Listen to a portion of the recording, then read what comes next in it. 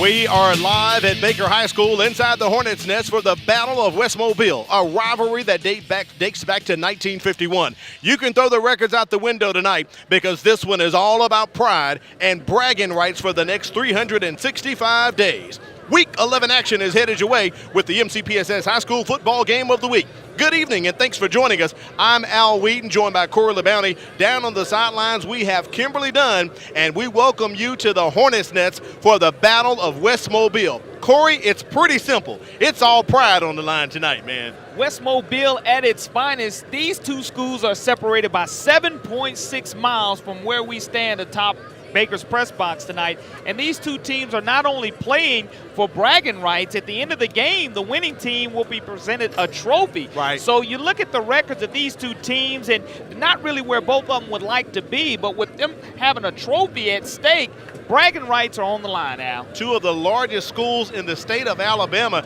and you could say definitely the largest two west of I-65 here in Mobile County. Baker High School and MGM, they've been playing together since 1951, and we're live here tonight on the campus of Baker High School for the Battle of West Mobile. It's been on the calendar all year. You talked about it, Corey. The record's not where Coach Danny Smith and Coach Chris Wilson likes them to be, but they know for their seniors tonight, especially the Baker seniors, it's senior night. This game means everything. It does. I mean, these two schools have had an opportunity to know each other very, very well. They played park ball together growing up, and now they're having an opportunity not only to play high school football against one another with that distance separating each other. This rivalry means a lot between the two communities. 7 home games again for the Baker Hornets. You'll see a lot of fans come back, not only for senior night tonight, Al, but again to end your season on that right note is what both these teams are trying to do. All right, we're moments away from kickoff here. Corey, let's go ahead and take a look. We do have a game to play tonight. Let's take a look at your checklist for both of these teams tonight. Baker, they're the home team, so let's take a look at what you have for Baker. And when you look at Baker's checklist, I think it's going to be important. Hornet huddles have to be available, meaning they're getting first downs and moving the sticks. If they can score quickly, that's great, but that hasn't been their MO all season long, Al. With that being said, the more they huddle, that means the more downs, and the ground game or the passing game has been very effective. They have to be big up front and control the line of scrimmage, offensively and defensively. It starts on the offensive line. If they're getting that push and controlling the trenches, great things will happen, and they cannot be stung by a Hornet. They beat themselves a lot this season. Right. They don't want to do that tonight. If they can stay away from the penalties, and when they have a positive play, turn it into a negative with a yellow dirty rag being on the field, that's what they want to stay away from, Al. Now, as we go across the field and take a look at the visiting MGM Vikings, what's on your checklist for Coach Chris Wilson and his team tonight? Coach Chris Wilson said his team wants to play with great offensive tempo, meaning they want to get in and out of the huddle very, very quickly because they felt like on film Baker struggled with teams that like to go fast, so we can look for a quick tempo. Also, penalty progression as a team, something Coach Wilson talked to us about at the beginning of the season in media days, reducing the amount of penalties that his team has. He said he's seen that throughout the season. The penalties have continued to drop. They have to stay at a minimum gain tonight. Also, they must stop the Baker running game. If they stop the Baker running game, it's going to make Baker throw the football a lot tonight. But I tell you what, you can throw the record books and the playbooks out the window tonight because anything goes to get these teams a victory. That's right.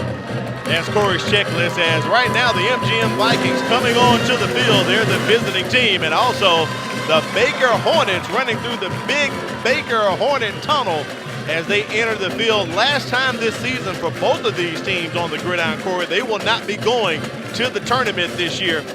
MGM comes in tonight sitting at 0-9, and Baker with a record of 2-7. Baker head coach Danny Smith, he's in his 3rd year at Baker. His record is 14-16. He has a .466 winning percentage, and he's 0-1 in the playoffs. Across the field, MGM head coach Chris Wilson, he's in his 1st season at MGM. The past 2 years, he was a head coach at Strawn up in Andalusia, and before that, he coached 5 years at Washington County and led the Bulldogs to the state championship game in 2012 and 2013. But he lost both years to the same team, Corey. Tanner High School, his overall coaching record, 66 and 22nd. 66-27, and his overall playoff record is 15-7. So Coach Chris Wilson, not too unfamiliar with this part of town, coaching 5 years up there in Washington County. And I know Danny Smith is very familiar with this community, with this rivalry, have known him for over 20 years, just an outstanding coach, an even better teacher and human being. Even though his record isn't where he wants it to be, he's just a great coach, a great role model for these young Baker Hornets, and they should be happy to have him here at Baker High School. MGM will be receiving the kickoff tonight. A lot of things to talk about. This rivalry, as you said, separated by about 7 miles. We'll talk about some things that took place this week. Also, some great highlights for some of the kids here on the Baker sidelines. They're giving a special spotlight to one of their team managers. We'll get to that later on, as Dylan Griffin has teed it up, and he's ready to kick this ball off, wrapping up week 11 of the regular season for the MCPSS High School Football Game of the Week. Ball taken by one of the up guys for MGM on that kickoff there, number 49 for MGM, Jeremiah Martin. Let's take a look at the offensive lineup for the Vikings. Tackle made by number 4, Ronnie Cleveland. Jacoby Daniel, we saw him earlier this season. Corey had him featured as well. Across the front, they have Fossil, Rushing, Blankenship, Miles, and Seals. That line averaging just 238. Henry Jackson, number 7 wide receiver. He's a senior. He's their leading receiver for the season. MGM doesn't throw it too much, and tonight getting the start, freshman running back Raymond Stallworth, 5'8", 180, Corey. And it's going to be interesting to see what he brings, as they're going to throw the football early. Trying to connect with Henry Jackson. That pass incomplete. Takes MGM to second down. And Henry Jackson, the 6'2", 193-pound senior, is the leading wide receiver for this Viking offense. We'll be calling his name a lot tonight, as that's who they're going to look to go to when they do drop back for that slant or the deep ball. Trips at the bottom of the screen here in the game right now. Jeremiah Martin in the backfield along with Daniel. Second down, ball at about the 27-yard line for MGM.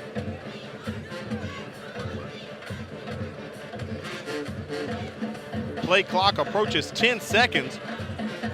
Daniel is a 5'10", 190 senior. Hands that off to Martin. Around the edge he goes, outside, gets out of bounds. Sets up about 3rd and short. Let's take a look at the Baker defense. We've seen them a few times this season, our 4th time, led by Colin McCants, the big senior defensive end. Jonathan Exnor and also Jordan Timmons. Keep your eye for Ozzie Quinney, also Aries Lawson and Ronnie Cleveland back there for the Baker defense. Across the front, Baker averaging 246. They play a 3-4 defense, and right now they're trying to stop Mary Montgomery from picking up this first down. So Martin runs out a little closer than I thought. So that's going to be about 3rd and about short 3 here, Corey. And they hand it off to him again. No, Daniel keeps it. He has the first down and has room. He's inside the numbers. Daniel's on his way. Can he be stopped? He is brought down maybe about the 15-yard line. Tackled by number 6, Michael Kidd. Touchdown saving tackle.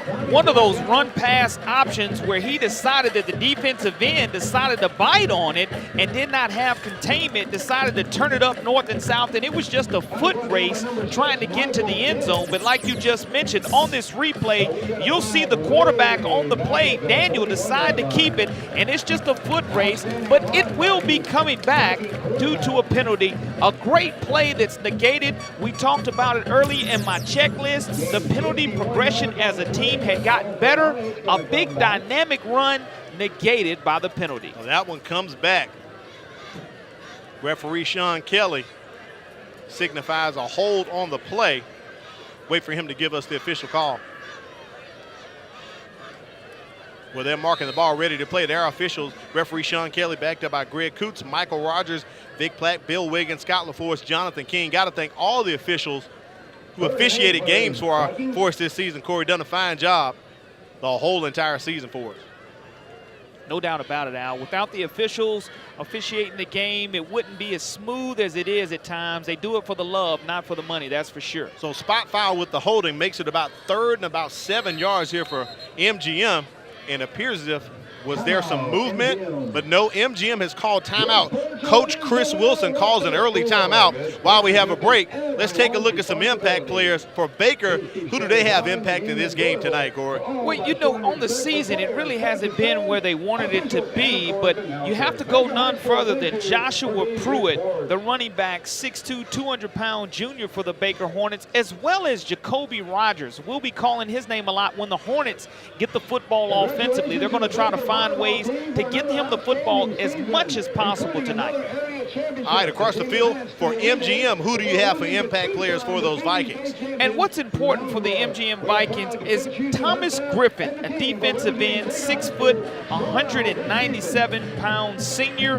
He's going to be anchoring that Viking defense. So when you look also at right guard Michael Mills, Coach Wilson really pointed him out, getting pushed at the offensive line point of attack. Not very often we have an offensive lineman as an impact player, Corey. Third down here for MGM. They do hand it off to Martin. And he's going to come up short of that first down, taking the ball up to about the 35-yard line. And that will take MGM to fourth down. Kelvin Myers-Rogers on the stop, comes in and makes his 21st tackle on the season, but more importantly, the Hornets hold defensively, and after that big run being negated, now the Vikings are going to have to pump the football away. You just talked about impact player for Baker, Jacoby Rogers. He's setting up at his own 28-yard line to receive this punt from Ethan Duke. Duke also a wide receiver for the Vikings. He handles the kicking duties. Nice punt by Duke right there. And Rogers takes it at about the 34-yard line and brought down. Head kind of twisted around, thought that may have been a face mask, but no penalty markers on the field. John Sullivan, the defensive back, 5'6", 145-pound junior, making the stop on special teams. Let's see what the Hornets decide to do offensively. As we mentioned, they have two dynamic impact players. Joshua Pruitt has been running the football hard the entire season, as well as number 7, Jacoby Rogers. Baker set up with some nice field position right here at the 35-yard line. Their first opportunity touching the ball at the 10:09 mark of the first quarter. Quarterback Devin Robinson throws it, pitches it out to Fernando Billups. Joshua Pruitt, number 11. Another one of your impact players, Corey. That impact not very good for the Hornets right there. Well, the good thing is that they were able to maintain possession, and on that pitch, you must make sure you look the football in. And in that situation, it was a good pitch. As we take a look at the instant replay, just did not look the football in. He was able to jump on top of it. Going to put the Hornets behind the sticks, close to a 7-8 yard loss maybe. Second and long for Baker. Pruitt still in the backfield with Robinson. Going with the quick out. He does get it complete to Jacoby Rogers. Cuts around the edge. Kind of slips up a bit, but a nice gain. Flag comes in late on the play there, Corey. We'll get a look at that. Right now, let's take a look at the Baker offense. Talked about David Robinson, mentioned Joshua Pruitt right there getting the start instead of Fernando Billups. Also, Jacoby Rogers, one of your impact players across the front. Baker averaging 269. Those big line right there, Norwood, Huddy, Lehman, Benistro, and Stacker. Seniors all across the front except for 3 of them. Here's the call from referee Sean Kelly on the flag. A block in the back on the offense. It's a 10-yard penalty from the spot of the foul. Second down. So that pushes Baker back. Let's push up on the screen right now the MGM Vikings defense. They're averaging just 226 across that front line. They play a 4-3. Brassic McNair, linebacker. Also keep your eyes on number 38, Trey Umbarger. He's a sophomore, but he's starting as strong safety tonight. Griffin, Graham, Barton, and Flowers across that front defensive line. Second and long for Baker. Pushing it up the middle. There's Joshua Pruitt once again. Gets a couple, Corey, but not much of an impact. When you look at the long distance situation, it was second down and 25. Now it's going to be third down and 23 yards to go. That makes it a little bit tough because it changes your offensive coordinator Mike Smith's play calling ability. Baker comes in averaging 13.2 points per game, and this MGM defense comes up giving up 44.6 points per game. Right. So you're looking for something to give. Either the defensive effort by the MGM holding Baker off of the scoreboard is going to drop, or the offensive production by the Hornets is going to go up. Robinson, 5'10", 185 senior. Pruitt runs out. Little quick out. They do connect. They get that ball to Rayshawn Christian. And Corey, I don't believe he gets to the original line of scrimmage on that little screen there. Tackle made by Julian Lassiter from his linebacker position, 5'7", 157-pound junior. And so far, when we look at this instant replay, just a little screen set up, a little delayed reaction, but MGM did a good job staying home and was able to wrap up. And we're going to swap punts here to start the first quarter. Robert Malone back to punt for Baker, and to receive Henry Jackson, their leading receiver for MGM.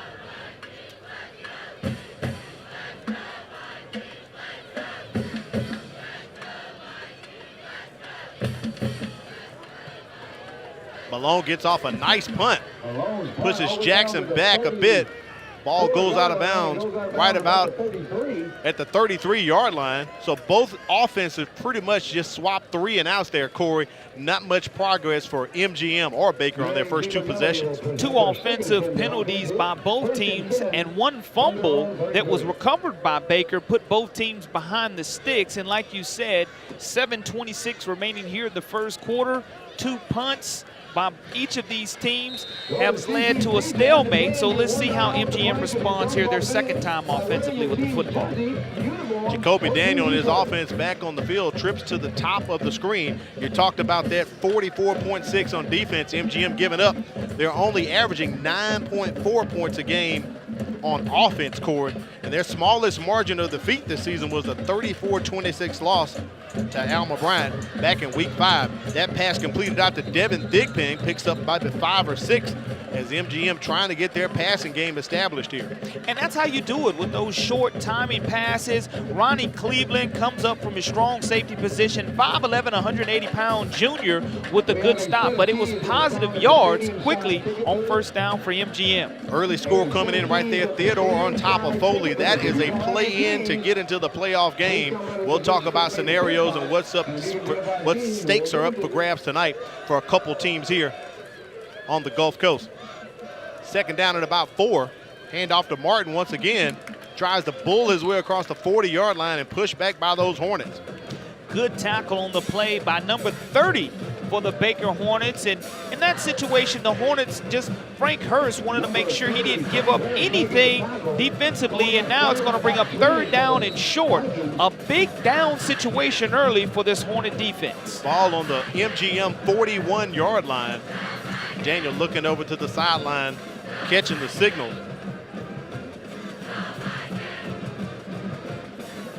Viking faithful very loud here. Packed house here at Baker High School on both sides. And I believe one of the linemen had an early start out of his stance, Corey, for MGM. That may push them back. A jump on the play is not a good thing to start for either one of these teams when you're ahead of the down and distance situation. If you're MGM, you don't want to back up. If you're Baker, you don't want to give them an automatic first down. On the offense, it's a 5-yard penalty. Still 3rd down. So that'll push the Vikings back 5 yards. Appeared as if Bradley Fassel came up out of his stance. Kind of started rocking back there, Corey. They'll throw that penalty mark on you. So 3rd and long here, MGM behind the sticks trying to pick up a first down as we approach the 6-minute mark remaining in the first quarter. Get tickets by the Snow Cone. 3 drawings tonight. You don't have to be present to win. Daniel puts it up, trying to get it to Henry Jackson, overthrows him, ball uncatchable. Is that correct, And that will take MGM to 4th down. And look how it changes for this MGM offense. John Rubick is the offensive coordinator, but you go from 3rd down and 2 to 3rd down and 7. Right. And now instead of a running play, you're having to drop back and pass the ball. The ball was not going to be caught anyway. In high school, there's no such thing as an uncatchable pass. But with that being said, now the second time MGM is going to put toe to leather. Jacoby Rogers back to receive for Baker.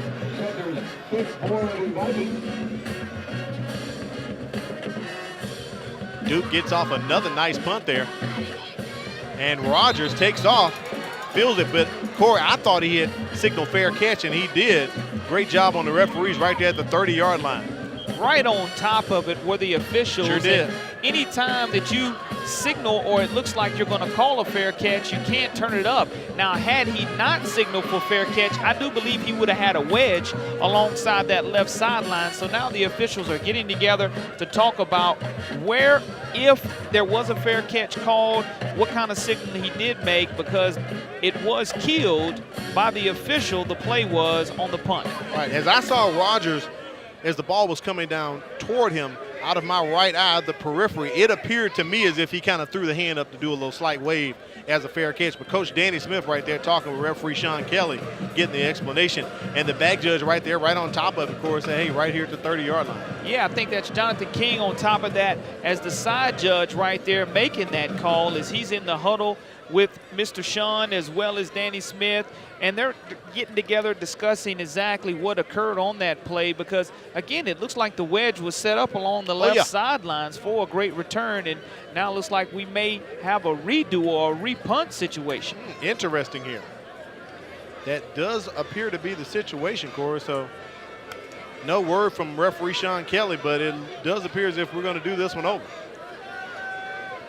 So could this possibly benefit Baker? We'll find out. Rogers back again at the 30-yard line. No down and distance loss, so it's definitely a redo. For whatever reason, the officials decided that it was going to be, in this situation, another kick to Rogers. More of a line drive when he does fill that one. And up the middle, Jacoby Rogers goes, but the Vikings bring him down at about the 38-yard line. Zachary Switzer on the stop. He plays linebacker, 5'10", 210-pound sophomore on the stop. But once again, the Baker Hornets come in with fairly decent field position on their second drive. This is our third broadcast here at the Hornets Nest this season. A much milder 71 degrees compared to the last time we were here, Corey. 87% humidity, slight chance of rain, 15% winds out of the south at 6 miles per hour. But I must say, compliments to the Baker folks here. We're not quite as attacked by the bugs as we were at some of the other facilities. The bugs seem to stay away here at Baker for some reason. And we're still high, close to the lights, but you're right. The bugs, I don't know if it's this cooler fall weather or what, but they're nowhere near as aggressive high atop this press box at Baker High School. So Baker with their second possession here. Little quick handoff to the up back, and he is on the move for Baker, getting that ball out and possibly picking up a first down and more on the carry there, Kobe Bush. And he's coming from his fullback position. 22 rushes for 80 yards and 2 touchdowns on the season. He's going to add to those stats, and the Hornets are able to huddle and move those sticks. First down for Baker tonight after their previous drive negated by a penalty. Corey, I do want to go back to that first punt. I must say, let's tip our hat to the officials. They don't have the benefit of replay, and I think by discussing things, they probably felt maybe a slight error was done in that call. So let's do it over. So I want to tip the cap to the referees and officials tonight. And anytime you have effective communication, because we saw them come to the sidelines and explain to Coach Danny Smith exactly why we were going with another punt in that same situation. They probably went over to the sidelines and explained that to Coach Wilson also. Nonetheless, they did get the call right, whether it was an inadvertent whistle or not. They decided to repunt it. Now Baker's in business. Second and long here for the Hornets as we approach the 4-minute mark remaining in the first quarter. Live at Baker High School inside the Hornets Nest. Al Weed and Corley Bounty down on the sidelines. Kimberly Dunn, she's been hanging out with us all season. We'll check in with her pretty shortly.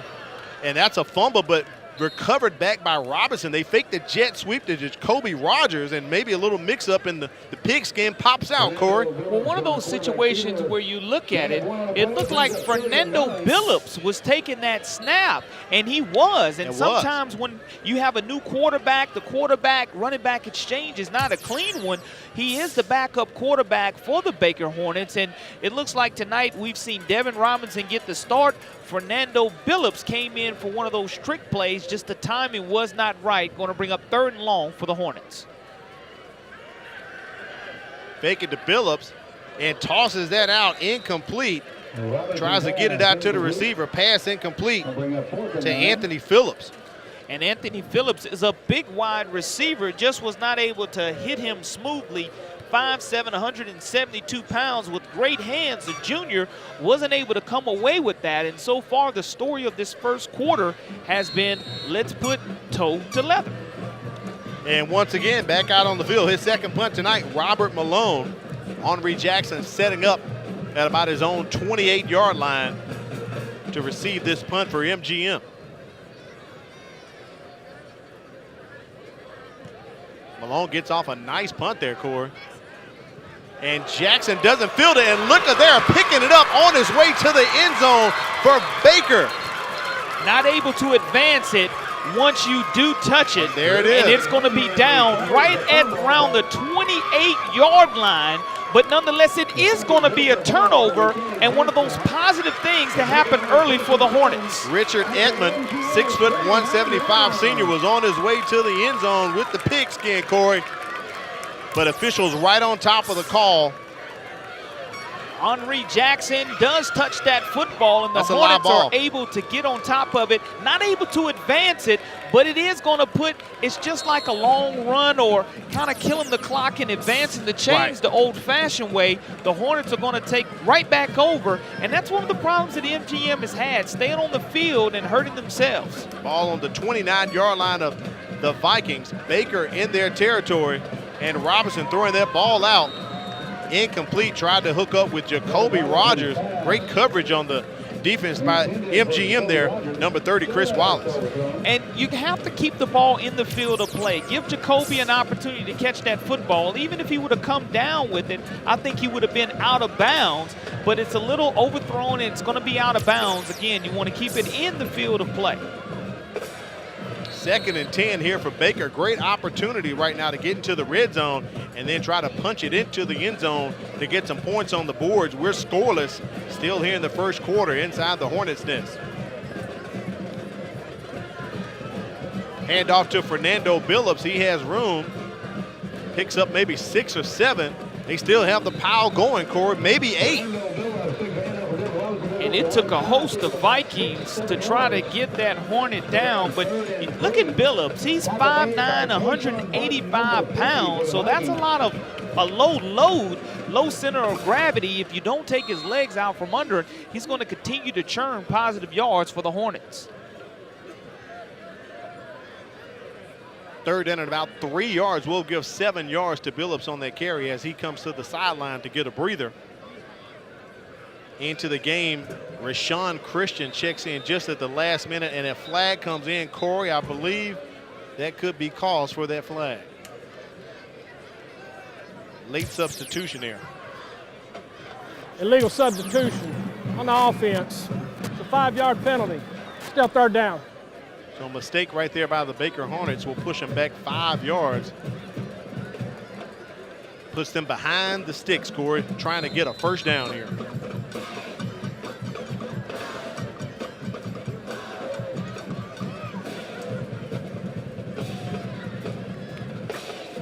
So ball sitting right there at about the 27-yard line as Baker needs to pick up a 1st down to keep this drive going.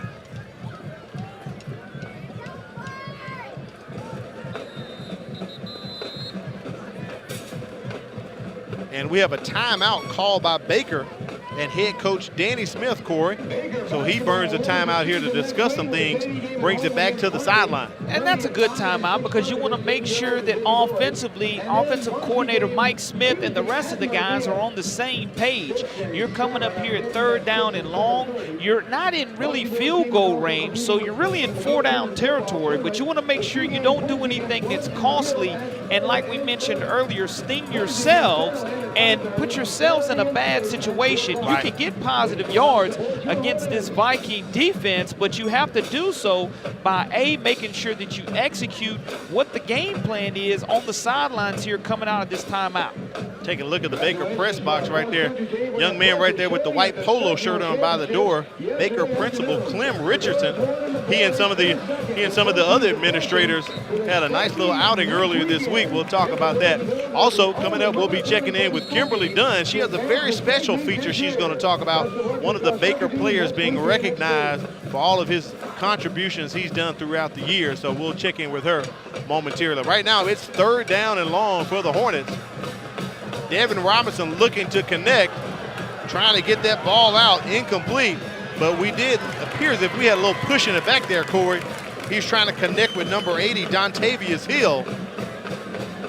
That penalty might be coming against MGM. It is going to be against MGM. The official was trying to grab his flag and wasn't able to do so. Dontavius Hill is 6 foot, 150 pounds, and it's going to cost the MGM Vikings 15-yard penalty. 15 yards. Results of the yardage will be a first down. MGM's third penalty of the night, and all of them not at opportune times at all, Corey. And that one's going to put the Baker Hornets in better field position because we mentioned they were probably in 4-down territory. That's going to give them that automatic first down. And if you're going to look where the ball is probably going to be spotted, they're definitely in the red zone, but it looks like it's going to be right close to the 13-yard line. Between the first and quarter, we're going to announce the So Baker can get a first down without getting into the end zone. Hill still in the ball game at the bottom of the screen. Hand off to Fernando Billups. He escapes a couple of the Vikings and picks up a couple of yards, maybe 4 or 5 there on the carry, taking Baker to second down. And that's just a positive run on first down. Eric Mills on the stop. We mentioned him being able to be a dynamic linebacker, 5'11", 200-pound sophomore. A lot of youth on the football field for this Vikings team. It is. Coach Chris Wilson, and we knew at the beginning of the season, dressed out about 85 guys. Of that, 44 sophomores. So I asked him as he recapped his season, looking forward to next year. He said, well, hey, I had 44 sophomores this year. I have 44 juniors next year. So he'll have some building blocks next year for the Vikings. Billups just forcing his way up the middle with a little bull run there, gets it up to the goal line, but most importantly, picks up a first down, Corey. First down and goal to go. It looks like it's going to be for the Hornets, and that gives them a brand new playbook. You have 4 downs right here to try to get almost a yard and a half if it's a long 2 for the Hornets, and we know what they do well, which is ground and pound the football. Big 22 Darian Gully, backup fullback, 6'1", 250 in there for the big power package. Joshua Pruitt on the tailback there, and they hand it off to number 25. We've called his name earlier tonight, getting that touchdown. Colby Bush. Colby Bush, touchdown. And that's going to be his 3rd rushing touchdown of the season.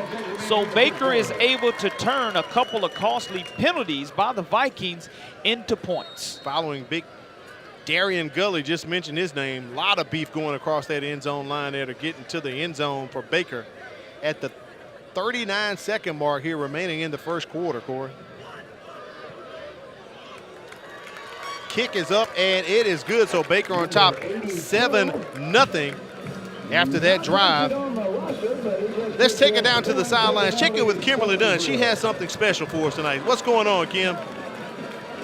It is senior night here at Baker High School, and tonight we wanted to take the opportunity to talk about a very special senior to this Baker Hornet football team. It is number 52, Theodore Valcourt, also, or better known to his players as TJ. And I'm here with both of his parents, as long as his stepfather, Roslyn Theodore, and then his stepfather is Devon. Thank y'all so much for taking a little bit of time to talk with me about your son. Now, what does being on this football team and a part of this football team mean to him? He is very excited to be a part of this football team. Since we moved from Georgia, that's all he wanted to do was play football. And he asked almost the entire summer about coming out here to find out about football. And we came and we talked to Coach Smith, and that's where he is now. So,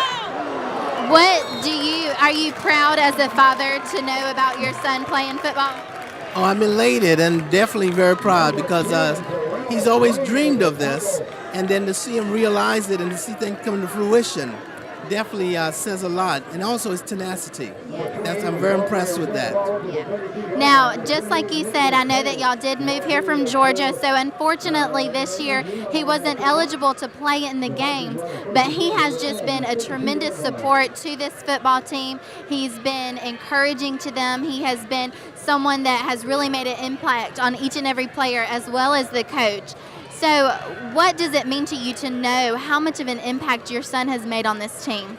That makes me extremely proud because growing up with his disability, it was very hard for him to gain friends and people that really cared about him. They look at him and see that he's a little different and they shy away from him. And so for him to feel a part, that makes me excited, because we're like in Walmart and they see him and they're all excited to see him, and that makes me feel good. So what are some of these characteristics that you have helped instill in him to make him the man that he is today? I guess a lot of it would be fortitude, and then also steadfastness, because one thing I've noticed in my son is that even from an early age, he never accepts a defeat, and he pushes the limit because he always strives to accomplish. And that has really been something I've been very proud of, and something also that has endeared him to me as well. All right, well, thank you all so much for taking the time to talk with me about him, and we look forward to hopefully speaking with him after the game. Thank you. Thank you, Kimberly. Great story right there about TJ Valcourt. Corey, saw the picture of the young man on the sidelines. We know he's helped Baker out a lot serving as team manager this season. Wasn't able to get on the field, but great spirit by the young man. You got to meet him yourself. Coach Smith told me on Wednesday when I had an opportunity to meet with him, just a very special young man and always keeps a positive attitude. And him serving as captain tonight for this Baker Hornet team is always pumping up the Hornet hooligans, getting the sidelines very encouraged. And just to see him being a part of this team tonight and Coach Smith and the rest of these guys taking them in is just a wonderful experience. It sure is. Right now it's the end of the first quarter. Let's take it down to Bryant. Davidson and Bryant playing down there in the Bayou. Davidson on top right now, 17-0 over Bryant. Appears as if they're probably going into the second quarter as we are here at the Hornets' Nest. Davidson in the playoffs, sitting as the number 3 seed.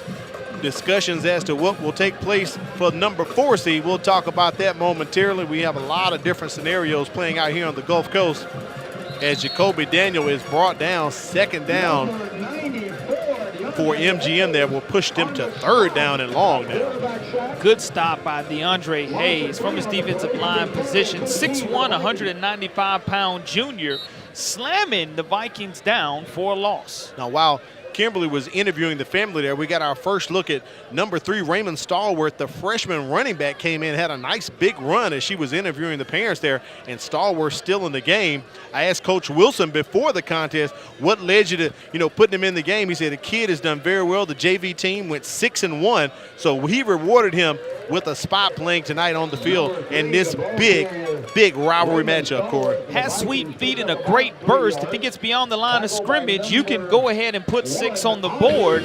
Ozzie Quinney and Rashawn Christian tag team, Kelvin Myers-Rogers tag team on that tackle. Not going to be enough for the first down, though, for the Vikings.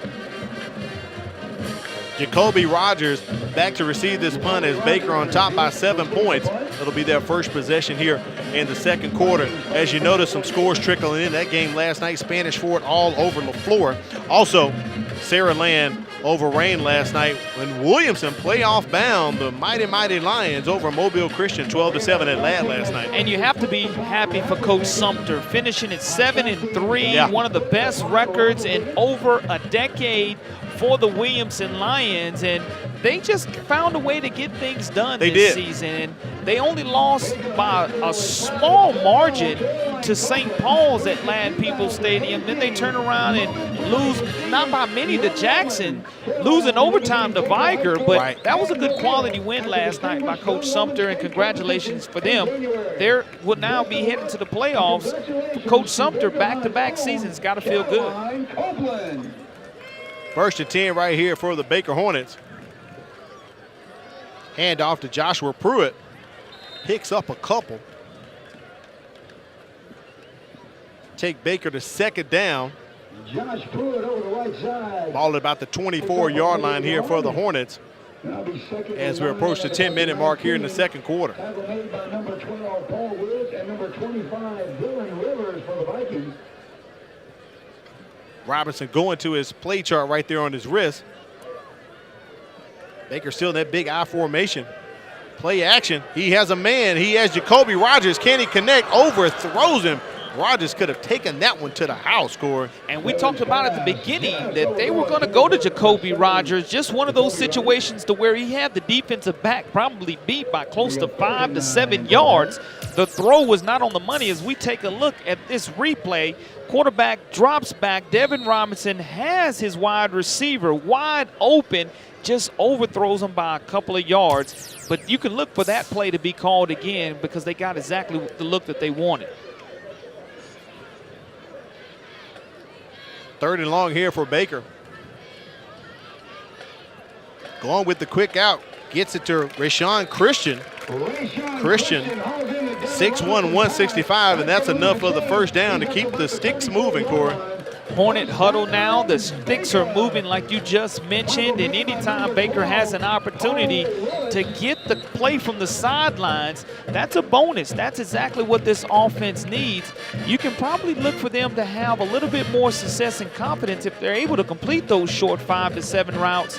It makes MGM stay honest in the box. Hornets on their own 34-yard line. Joshua Pruitt with the run. Up the middle he goes. Corey, he's got daylight. 30, 20, 15, 5. That's a touchdown for Joshua Pruitt. Big score for the Baker Hornets. 66-yard touchdown run. There's our impact player that we were looking for. Joshua Pruitt just scores his 3rd rushing touchdown of the season. Came in over 382 yards. You look at Joshua Pruitt, upright runner, goes north and south, plants those feet, and now nobody's in front of him but pay dirt, and he's going to score 6 for the Hornets.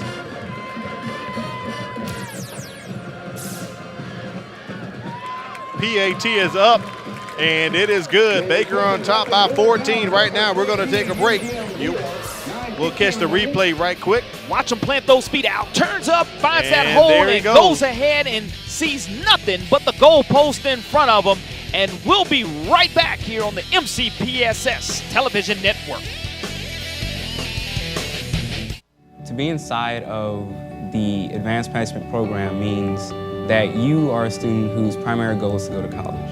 And being in the advanced placement makes that so much more real for those students who are inside of it. I feel that students shouldn't be scared to go into being an AP scholar because it's not how smart you are and it's not like your GPA, it's how much work you put into your classes and how much you are dedicated to your classes. Welcome back to the MCPSS High School Football Game of the Week. I'm Al Whedon. Corey LeBounty down on the sidelines is Kimberly Dunn, and the Hornets' nest is rocking, Corey, after that big run by Joshua Pruitt. The Hornets come in averaging 13.2. Well, now they have 14 on the board. So far, so good for Danny Smith and the guys. Jeremiah Martin with the return, and not very far. He is wrapped up by the Hornets way back about the 15-yard line. That's something you don't want to do. Hunter Roberts, 5'10", 188-pound senior on the special team stop. And if you're MGM, you want to go ahead and go north and south. You don't want to go east and west anytime receiving the football or running the football. But I'll tell you what's more importantly, the Vikings have to get something positive going right here offensively because the defense has been on the field for quite a long time. Sure is. Don't forget at halftime, we have our last installment of the Chick-fil-A Halftime Trivia Challenge. We'll let Kimberly Dunn loose in the stands, and she'll find a fan, ask them a question or two, see if they get it correct, and take care of them with a Chick-fil-A prize pack. That'll be coming up at halftime, the Chick-fil-A Halftime Trivia Challenge. Thank them for being with us all season here during the MCPSS High School Football Game of the Week. MGM ready to go back at it at second down. That pass incomplete. I believe Michael Kidd was in on the tackle for the And I Hornets. don't know, the officials are discussing Flag what we on the have play here there. on the sidelines On as the to far what the call side. would be Right.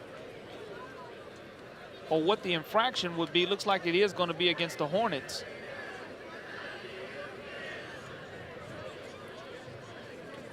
On defense. So a hold against Baker. So here's some of the scenarios going on, Corey. 5A, pretty much one of the simplest ones, all decided last week.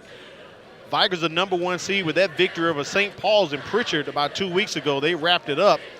Jackson, the #3 seed, and we talked about it earlier. Williamson back in the playoffs once again. Coach Dietrich Sumter. A lot of folks had kind of written Williamson off because they had to go through, if you want to call it, the gauntlet earlier in the season. 10-yard penalty with losses to Viger, St. Paul's, and Jackson. Now here it is in 6A. Spanish Fort, they're the #1 seed. They got that wrapped up with the win last night on the floor. And pretty much it's coming down to this. Daphne and Baldwin County are playing tonight. Whoever wins that game will be the #2 seed.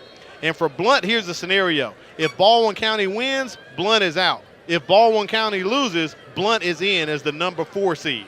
So pretty much the Blunt Leopards pulling for Baldwin County, and right now the Baker Hornets pulling in an interception. Can he take it to the house? Brought down just short. Christian Harrell with the tip drill and brings it in, Corey. One of the things that I want to take a look at on this replay is the convoy of Hornets. That's a great execution after the tip drill. We'll take a look at the quarterback dropping back to Kobe Daniel after the tip drill. A wonderful return by the Baker Hornets, but look at all the blue jerseys. Henri Jackson, the wide receiver, the fastest player for the Vikings, saves a pick 6 for the Hornets in that situation. Now they're knocking at the door trying to get 6 more on the board. Devin Robinson and the offense back on the field. And this ball right about maybe with the 3-yard line, Corey. And they got the big jumbo package in right there. Kobe Bush, Darian Gully, and Joshua Pruitt. This time Robinson keeps it and forces his way into the end zone. Are they going to give it to him or say his momentum stop? He's in. And that's a touchdown. We'll call it a 3-yard touchdown for Devin Robinson. Devin Robinson, 12 rushes, only 2 yards on the season, but has 3 rushing touchdowns. Make that #3 as he was able to squirt out of that pile on the right side and scamper to the corner of the end zone. The Hornets, points off turnovers, very effective. Extra point is up, and it is good. Baker on top by 21 points. Let's take it down to the sidelines and check in with Kimberly Dunn. Guys, I will just tell you that this sideline is electric. Everyone here is on fire, and they are so excited to see their Baker Hornets play. When I was able to talk with the coaches and see what separates these two teams, they said there's really not much. Both of these teams play hard. It's really going to come down to who's more hungry. And so far, it looks like these Baker Hornets are the hungriest. Thank you, Kimberly. We do appreciate that. Oh, yeah, Baker's pretty hungry. They had 7 home games this season, Corey, only finishing 2-4 up to this point inside the Hornets' nest. And their only 2 wins of the season came right here at Baker. Both of those games we telecast. The first game was Murphy, and the second game they defeated Viger, Corey. And you have to be happy right now if you're a Hornet hooligan fan, because you're up 21-0 here late in the second quarter, something that you haven't seen a lot of, Al, but the Baker Hornets up early on MGM. MGM with a nice return there, getting that ball up to about the 40-yard line. Let's take a look at the Class 6A playoff scenarios once again. We were just talking about this. So Corey, Daphne, if they get the win or Baldwin County gets the win, they're the #2 seed. And from what I last heard, Daphne up on top of Baldwin County 14-3. Now Baldwin County wins, they're the #2 seed. Daphne's #3, Saraland will be #4.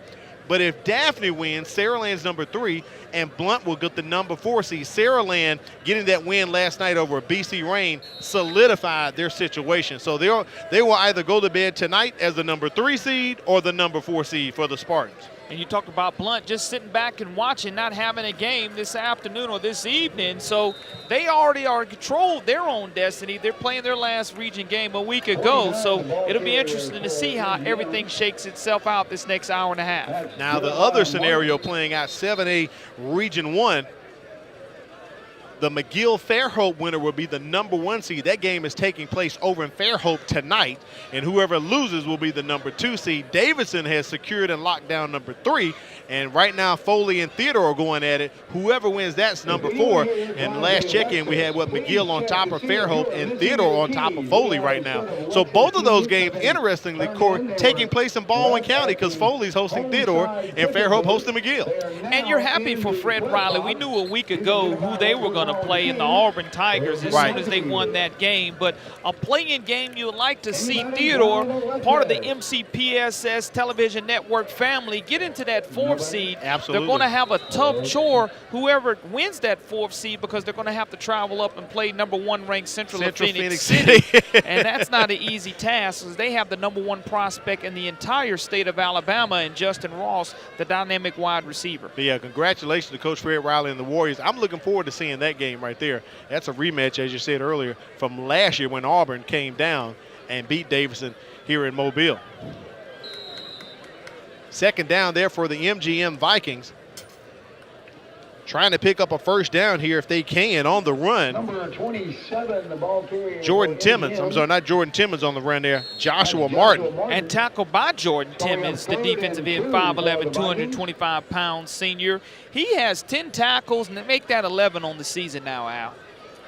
3rd and short here for MGM. They could pick this first down up, Corey, as they approach the midfield stripe. No penalties and call a good play. Play clock under 10 seconds. Daniel decides to keep it. Smart move. Falls over the midfield stripe, and that's enough for the first down. And that's going to be a huge situation if they're able to move these chains in that situation. Ronnie Cleveland on the stop, but that's something that was desperately needed. You look at the run-pass option.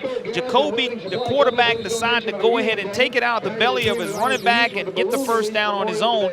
Now that tempo comes to play for the Vikings. Think back to the first quarter when he had that huge run, Corey, in that same exact play, but negated by a holding penalty. So we know it can work for MGM. Just keep playing smart there. Handoff to the young freshman, Raymond Stallworth. Up the middle he goes for about 5 or 6. And I tell you what, Al, Raymond Stallworth, 5'8", 160 pounds.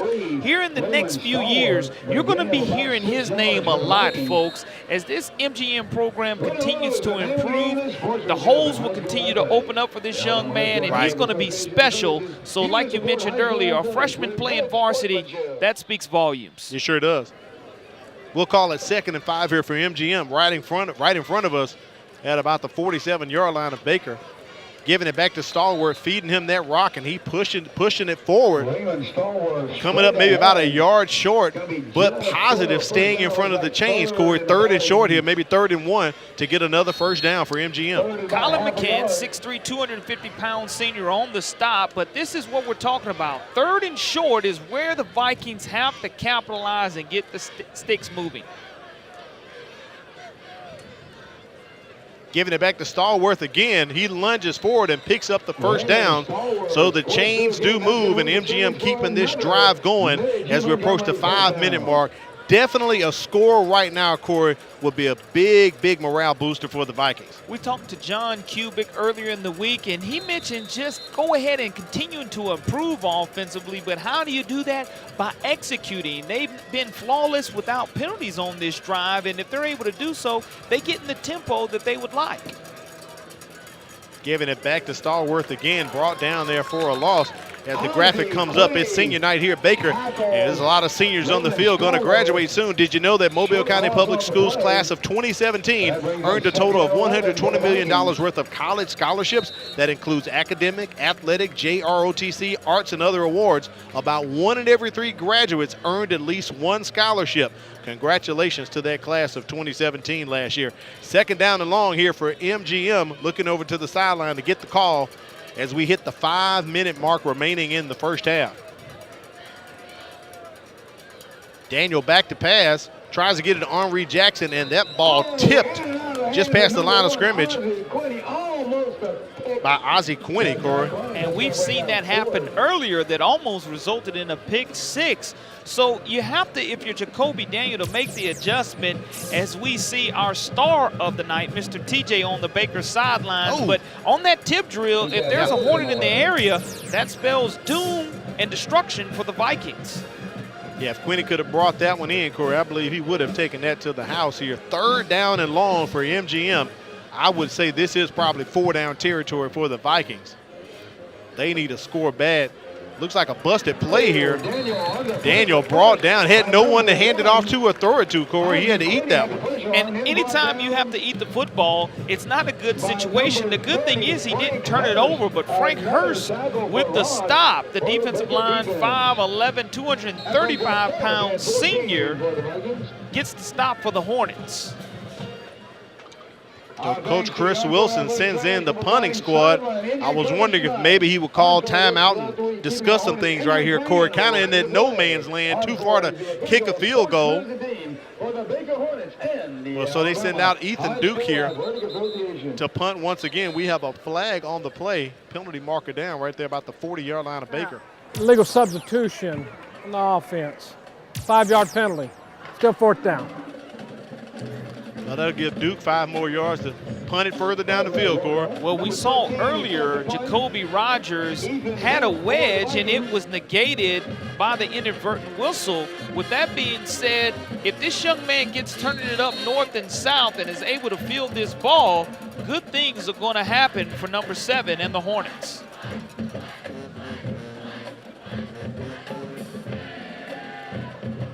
Duke trying to pin that one to the sideline. Rogers takes it on the one hop, and he's kind of doing the 1-2 hop step and hopped it all the way up to about the 34-yard line for a nice return there, Corey. Good stop by our impact player on special teams, number 33, Mr. Griffith on the stop. But there's your little dance or your 1-2 step, the hopping that you were talking about. He was just trying to find that extra space and crease and create it for himself.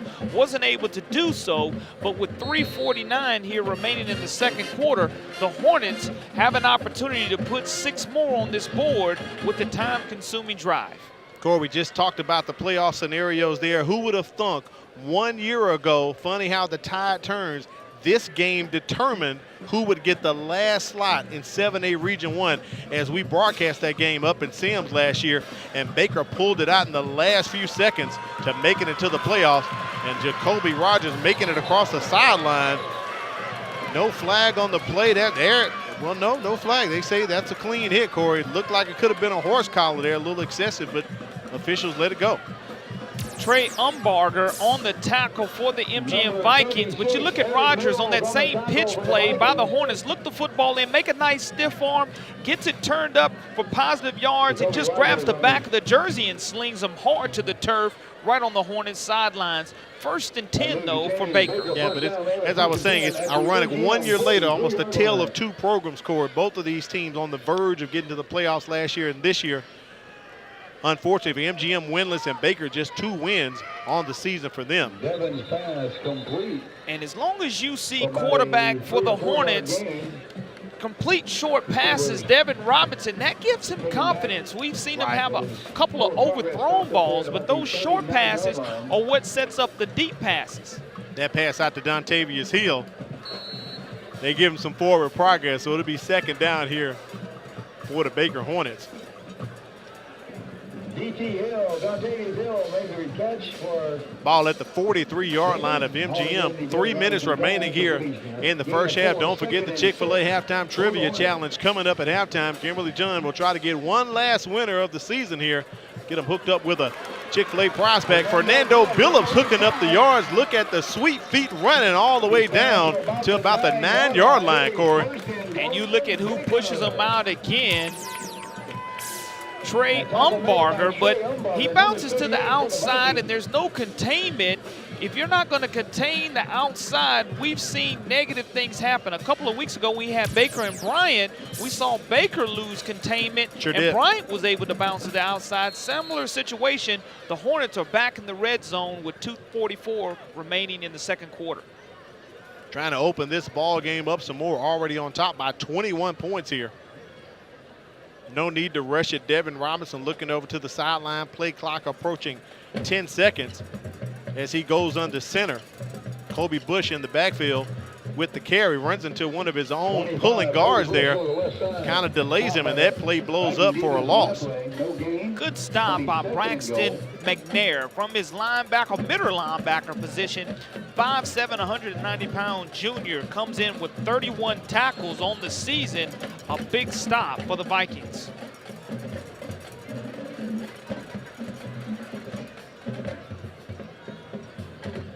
So 2nd and goal here for Baker.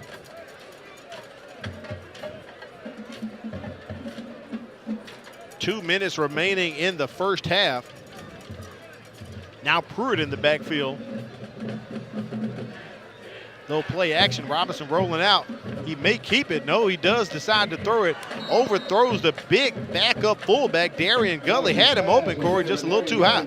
And we talked about this young man a couple of weeks ago who comes in, and he's a bruising back, but that's one that you want to have a little bit softer touch. It's 6 points for the Hornets if you take a little bit off that football. We look at the bootleg action, rolling over to the left, trying to throw into the right corner of the end zone or the left corner of the end zone, just a little bit too far.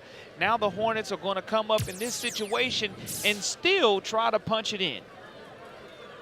Could have been a little difficult for Robinson, Corey, throwing against his body, right arm quarterback running to the left. Almost one of the most difficult throws to make in football. We're under 10 seconds here, and I believe Coach Danny Smith is going to use a timeout. Doesn't want to take a penalty. He wants to get the 6 points, not go backwards right here. So the Baker Hornets calling timeout with 1:53 remaining in the first quarter. We talked earlier about Baker being 2-4 right here at home, Corey. We had their first 2 games broadcast of the season. They won both of those. After week 2 of the season, Baker was ranked number 10 in the state 7A poll, and they've been winless since that ranking, Corey. Baker won 35-28 in this contest, the epic contest that you mentioned last year. But Danny Smith and the guys would like to win number 3 right here to have some positive momentum going into the offseason. Here's the Week 10 poll, the Alabama High School Athletic Association right there, cracking the top 10. Look at there, Viger Wolves, the number 1 team in 5A Region 1 down here in Mobile. That victory over St. Paul's, and St. Paul still ranked above them, but St. Paul's was so high in the polls, they fell to number 7. So Viger and St. Paul's both going to the playoffs this year. Viger number 1 seed and St. Paul's number 2 seed. They'll both have home games next week, Cora. And that's huge for both of those teams. Both of them are going to be contenders for that 5A blue map. Baker draws up a little play, tried to do a little misdirection.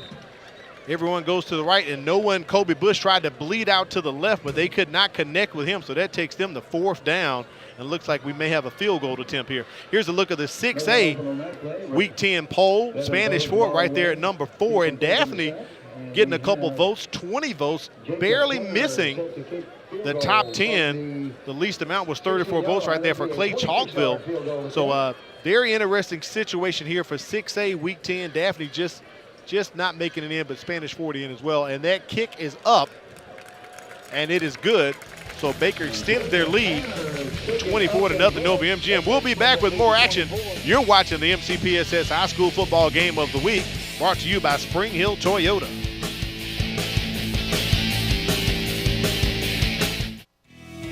I think it's a good idea for students to enroll in this program because it offers a sort of new way to learn. It feels like in AP classes, you're actually expected to learn and apply yourself and apply the knowledge as well.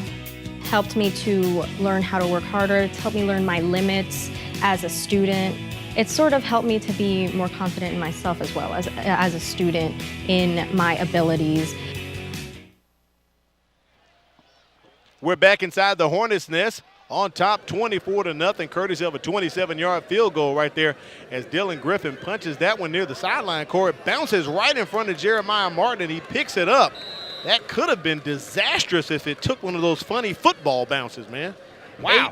8 and 18 on the stops. Arias Lawson, and also probably looks like Niles Hadaway on the stop. And when you look at the Baker Hornets, they're playing inspired. Despite the record, there's a nice crowd out here. The Hornet hooligans on this senior night have really turned out in full effect, trying to get that 3rd win on the season for Danny Smith and his guys. Sure have. 1st and 10 for MGM, ball at about the 25-yard line here. 135. Sorry, maybe the 27. A score right now would be great for MGM. Try to pick the momentum up as Coach Chris Wilson and his crew takes it into the locker room. Daniels airing it out. He does connect. Ball is bobbled, but it is brought in by Jarius Green. Close to the 1st down marker, just a little short. Good catch by Jarius Green, 6 foot, 180-pound sophomore.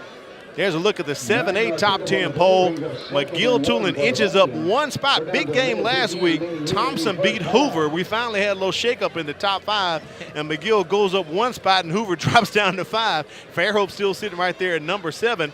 And picking up some votes, Davidson. The Davidson Warriors picking up 4 votes.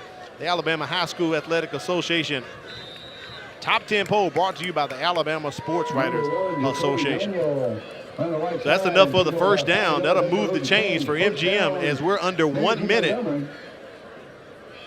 I'm sorry, no, it is first down. Yeah, chains do move there. And Richard Edmond, and now the the play clock inside starts. linebacker, makes the stop. Al, he's 6 foot, 175 pounds.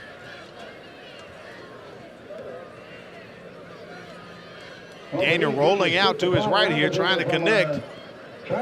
Cannot get it out to Devin Thigpen. That ball incomplete, but it does stop the clock, and it gives MGM a little opportunity to maybe call up 1 or 2 plays here. Yeah, you want to regroup and make sure when you're looking at this down and distance situation for the Vikings that you don't turn the football over, because that would be a critical mistake. Already trailing 24-0 tonight here at the Battle of Wemo. You want to make sure that you go into halftime making sure that that score remains exactly what it is. Hopefully on this drive, putting 6 on the board or some type of offensive momentum going into halftime. 2nd and 10 for MGM. No, it's a throwing situation, so Baker just sitting back, and you can tell by the coverage Daniel has to get out of bounds on that one to stop the clock. The guys can pretty much just sit back in the secondary because they know they need to try to air it out to get a score, Cora. And it's one of those learning situations. I mean, we're in week number 10 of high school football. We saw earlier in the season, Viger executed a wonderful 2-minute drive right here against the Hornet Hooligans and this Baker team. So they've learned from week number 2 to now on how to play that prevent defense correctly. So MGM not going with the little dink and dunk short ones here. Take what they'll give you. Looking like they're trying to go over the top, but not having success. So right now they're at 3rd down and 10. Daniel tries to tuck down to avoid the hit, and he is sacked. Number 91. Got 2 Baker Hunt. Yeah, you pick one.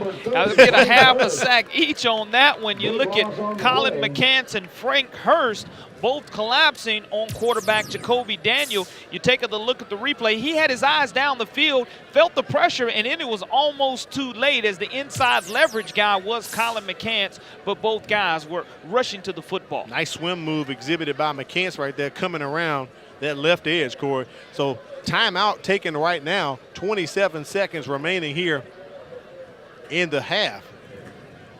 4th down for MGM. Coach Danny Smith calling the timeout, stop the clock. Maybe they punt it, maybe they can do something with it, Corey. Well, you can take your shot. If you do get this football and you're able to field it cleanly on this 4th down and long situation, positive things can happen if everybody puts a hat on a hat and are able to create a positive return. Just moments away from the Chick-fil-A halftime trivia challenge. It'll be our last one of the season. Kimberly Dunn gets to go into the stands and select a fan, ask them a question or two. If they get it correctly, she'll take care of them with a Chick-fil-A prize pack and some other goodies as well. I want to thank Chick-fil-A for sponsoring our halftime trivia challenge all season long. I was wondering if Coach Smith would send the house, but he can't send the house because MGM's going for it, Corey. Daniel cannot escape and brought down for a loss, and that will stop the clock. Change of possession. Colin McCants all up in the mix again, Corey. And that's the nephew of the great Alabama linebacker Keith McCants. Right. You take the instant replay from his defensive end position. Just a bull rush by the offensive lineman, and is able to come away 2 Hornets swarming around the football, stinging the quarterback, Jacoby Daniels of the MGM Vikings. You can see a lot of jersey right there. Could have been called for a penalty, but he escapes that and brings them down for a loss. So 22.2 seconds remaining here. We've seen Robinson air it out once or twice, overthrow his receivers, Corey. Do you think they're going to try to go for the jugular shot here? No doubt about it. You look at the bottom of your screen. We talked about the impact player. At the bottom right now, Jacoby Jacoby Rogers, the impact player for the Hornets, he's got one-on-one coverage, no help over the top. If there's an accurate throw that is made, a situation that can occur can be a touchdown and 6 more points on the board for the Hornets. It's just up for the quarterback, Devin Robinson, to see that mismatch at the bottom of your screen. Rogers right here at the bottom at the 30-yard line on the inside on the slot, Greg Carroll. And Robinson looking that way, trying to hook up with Jacoby Rogers in the end zone, incomplete. Ball in and out, Corey. That could have been 6. And that's exactly who I thought they were going to go to on that play. But you had 2 wide receivers in the same area. Gregory Carroll almost ran this identical route on the left side of the screen. You look at the right side of the screen, his quarterback, Devin Robinson, knew where he wanted to go, which was to the end zone. 2 wide receivers in the same area. Almost good defense by Jacoby Rogers, but if he lines up again, if there's no help, now they're back in this cover 2 defense, having a little bit more help shading over the top on Rogers. C.J. Young here in the slot right now. 14.6 seconds remaining. Robinson throwing it off his back foot. It comes up a little short, and Young brings it in. Will it be enough? And that is a completion right down to the 2nd-yard line. Will it be enough? The clock will stop as the chains reset. Coach Danny Smith and the crew saying, kill it, kill it, kill it. So they can get one more playoff. That ball was actually underthrown, Corey. Wow. Good job of C.J. Young, though, making the completion, eyeing it all the way in. The 5'8", 140-pound junior, my nephew's best friend. And Devin Robinson kills it. So great completion. We're able to get that replay up. That was a beautiful, beautiful catch by C.J. Young. Devin Robinson felt the pressure and just underthrew this football. But again, C.J. Young made the adjustment, coming back to the football, eyed it in, made the completion, and now the Hornets, with 4.6 seconds remaining, are going to try to put 3 on the board and not walk away with any points. So Coach Danny Smith electing to go for the points. Number 19, Nick Sutherland to hold. The snap. The hold. Kick is up, Corey, and it is no good. That kick no good as time expires here in the first half. Baker on top 24-0 over MGM. Interesting first and second quarter we've seen here, Corey. Yeah, the Hornets have really been able to take advantage. Points off turnovers is something that I know has been very influential. Danny Smith is a defensive guy, so he has to be very happy that he has held the Vikings to 0 so far. Let's take it on the sidelines. Kimberly Dunn has Baker head coach Danny Smith. Coach, how do you feel about your team's performance so far tonight? Well, overall, I thought we played very well. I mean, we controlled the line of scrimmage. We had a couple of big plays by Pruitt, but I'm very disappointed in that last drive. We left points on the board, and we got to make that field goal right there. But overall, I like the effort, and defense is playing hard, and we've got to keep controlling the line of scrimmage here in the second half, and things should be okay if we do that. All right, thank you so much, Coach. All right, Kimberly, great job. Corey, you just talked about it. They left some points out there on the field, but he's impressed with what they've done so far in the first half. Yeah, and that's something that I know they're going to make the adjustment. 24-0, though, is the lead. And you look at the Hornet huddles. They've been able to sustain first downs, and that's been very impressive and something that Coach Smith had been preaching all week long. You look on the flip side, though, for the MGM Vikings, they've been hurting themselves, and that's something that I know it started on that first drive with the big run for the Vikings that was negated due to a penalty. And sometimes you look at yourselves and you're saying, well, I thought we had fixed the penalty problem, and here it is plaguing us once again. But at the same time, you're not going to see any quit in this Viking team. We saw that a couple of weeks ago at Land Stadium. They came out swinging in the second half.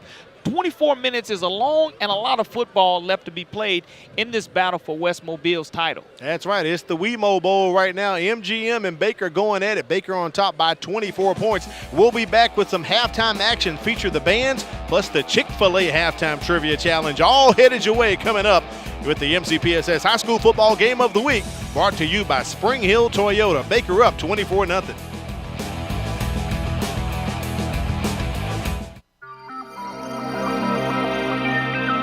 It's no surprise that the University of South Alabama's College of Education can prepare you for an exciting career in public education. But it may surprise you that this same College of Education can prepare you for an exciting career in a broad variety of fields. like these. Contact us today and let us show you the world of career opportunities that are yours through USA's College of Education. I have a lot of great memories from high school, some great experiences. Just being in the Shaw Band was a great experience. With the leadership in my schools, I always felt like they were very passionate about what they were doing. They cared about their calling to teach and to lead the schools. I always felt like they cared about me as a student and my classmates, and they wanted to see us do well and succeed. The relationships that were formed during those years are what impacted me the most, and I would just like to say thank you. It is an exciting time of change in the world of education, where technology is being used to engage our learners. And here in the Mobile County Public Schools, we're embracing those changes and moving forward into this new era of learning.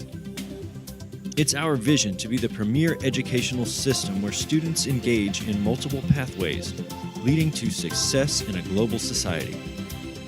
Education for the future. It starts with us.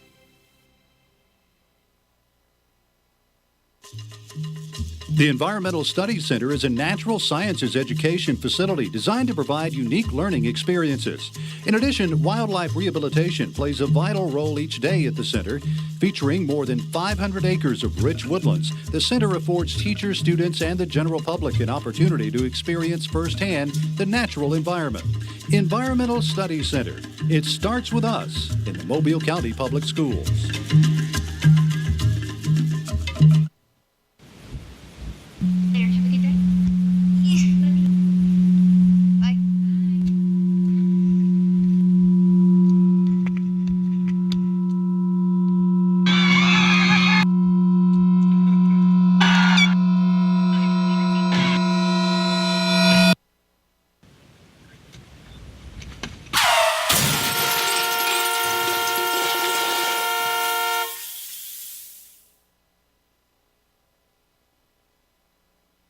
School football game of the week, the Battle of West Mobile. It's Baker and the MGM. Corey, right now, if you're in the locker room, what is Coach Chris Wilson talking to his Vikings about? He's talking to his team about poise and making sure that, hey, guys, this is the last game of the season. You're having an opportunity not only to play these final 24 minutes for you seniors. Do you really want to go out like this? You guys have something to play for, and that's pride for the rest of your life. Because when you look back at this last 24 minutes, your season won't be defined by wins and losses, but at the same time, you want to find something positive to say as a senior, as going into next season, guys, this is what you want to look forward to. And these next 24 minutes, again, I mentioned, you're not going to see any quit in a Chris Wilson coach team.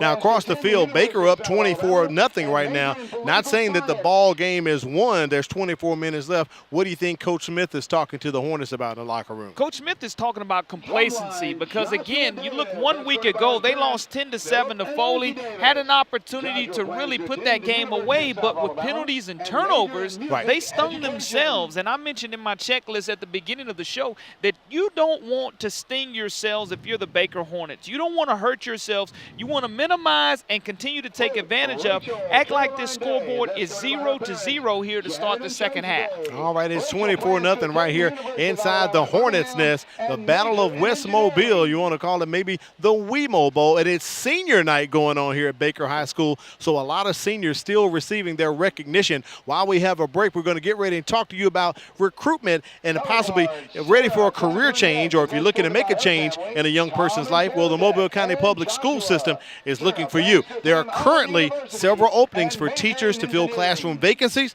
Nowadays, there are multiple pathways making it easier than ever to become a teacher. Whether you have a calling or a desire to teach, there is room for you within the Mobile County Public Schools. Now we want to introduce you to two teachers who would like to share their story with you. The reason why I started teaching was because I knew that I wanted to inspire children. And at a very early age as a child, I knew that teaching was my calling. The reason I chose Mobile County was because this is my home, not to mention that E.R. Dixon was also my home place to start my education as a child. So I wanted to give back to my community. As far as being a new teacher in Mobile County, I know especially here at E.R. Dixon, you will get professional development, you'll have a mentor, and you'll have plenty of people that you can lean on, administration, coaches, math and reading coaches, intervention teachers that will all help you. And you'll be working as a team to make sure that children are successful. I received professional development. I also had a mentor when I started teaching. In addition, I had my grade level, so I could ask plenty of questions to all the time, whether it be over the weekend or first thing in the morning. I definitely think that we as Mobile County do a wonderful job of providing the support that you need as a new teacher, professional development, whether it be coworkers, mentors, you have a team all the time to help you and guide you through teaching. It makes you feel like you have your place, you have your home. And here I'm already at home, but just to know that when you come here, you have a second family. I'm excited to be a part of Mobile County. Every morning when I wake up, I'm so excited to get to school. And the most important thing is just to see my children and laugh with them and know that we're not just helping that child learn Common Core or Wonders or whatever the program is that we're following, but helping them to grow as an individual. Because these kids are going to be, whether they're here in Mobile County or in another state, we want them to be true examples of leaders and successful and responsible citizens. And when people say, where did you go to school? Mobile County.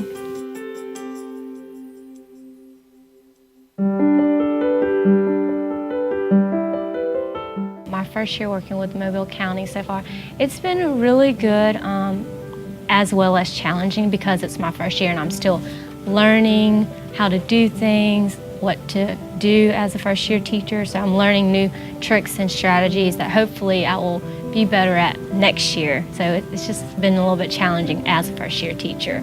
It is very scary coming in as a first year teacher because you go to college and they teach you these things and you go field experience in other classes, but you're always with another teacher. It's not your very own classroom. The administrative support is pretty good here as well. Our administration does support us. If we need anything, they don't hesitate to help us. So there's some administration support here as well that helps along with your grade level support. I do like that it's very close to the beach. I was from the Bayou, and that was only like a 15-20 minute drive from Dauphin Island, so the beach was right there. I do like the downtown area because, and also this is the birthplace of Mardi Gras, so I do like that too. There's Christmas parades, Mardi Gras parades, just a lot of things to do and a lot of activities to do here. I would recommend Mobile County schools for someone who's searching because I believe it's a really good school system. You have support, you have so many resources, especially within Mobile County, to help you, and they have the first year teacher training as well, which kind of helps you get into teaching.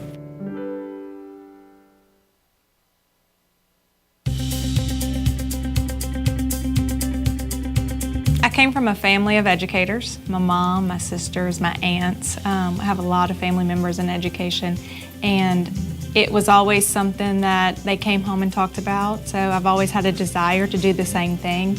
I have always wanted to teach.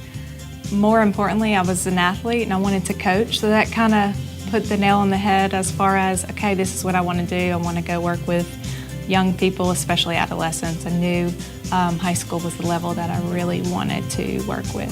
Codons, every 3 letters on Messenger RA. With me being from out of town or out of state, Louisiana, coming into Mobile County, and I always felt at home. I feel like all the people in Baker and in Mobile County in general, the Human Resource Department, the whole transition coming in here was very warm and welcoming.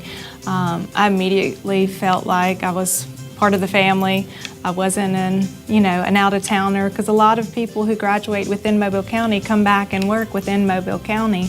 So it was very comforting for me to know that someone that did not go to school here could come in, with open arms and transition very easily. I would definitely recommend Mobile County to those about to graduate in education. We have a very warm family atmosphere. We all work together. One of the things that I love about Mobile County that I didn't get in my last school system is the cooperative teaching that we do. So you never feel like you're doing it alone. We team up with other teachers that are teaching the same subject area, and we plan together, we work together, we brainstorm together. And so, you know, you're not trying to reinvent the wheel. You know, it's truly a team effort.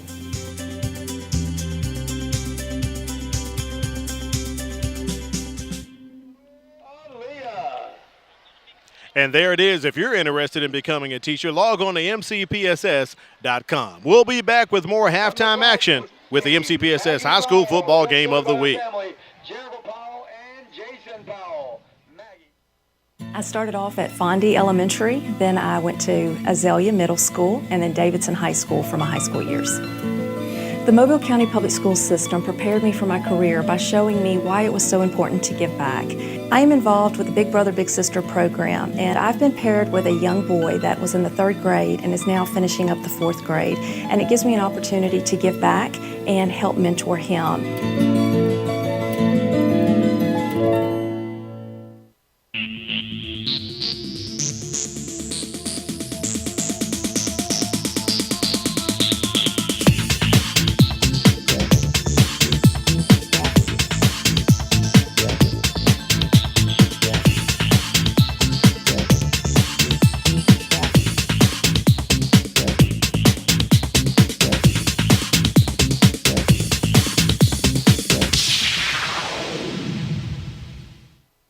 As Alabama's first and largest school system, Mobile County Public Schools prides itself on the high quality of education we provide our students.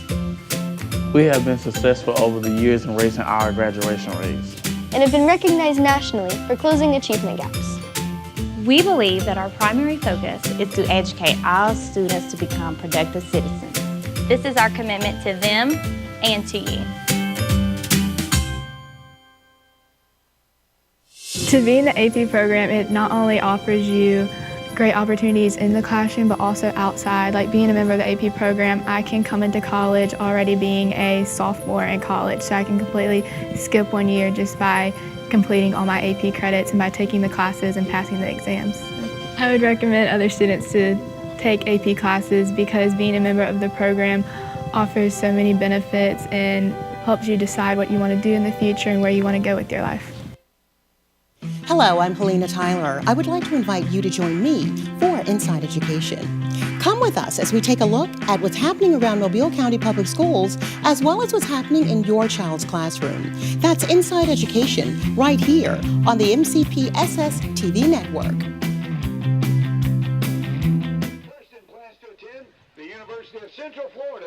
We're back inside the Hornets' Nest at the campus of Baker High School. Baker on top 24-0 at halftime. And right now, it is time for our last Chick-fil-A halftime trivia challenge. We're going to take it into the stands with Kimberly Dunn and see if she can get us one last winner.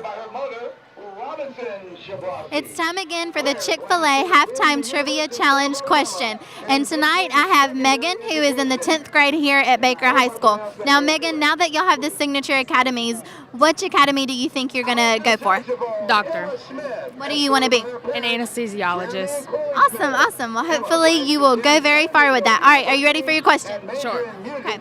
If you answer your question correctly, you get this awesome Chick-fil-A prize pack. Not only does it have Chick-fil-A goodies in it, but you get this cup from the Mobile County Public School Systems, along with some bracelets, and then sunglasses, a stuffed animal, and then some Chick-fil-A free meals.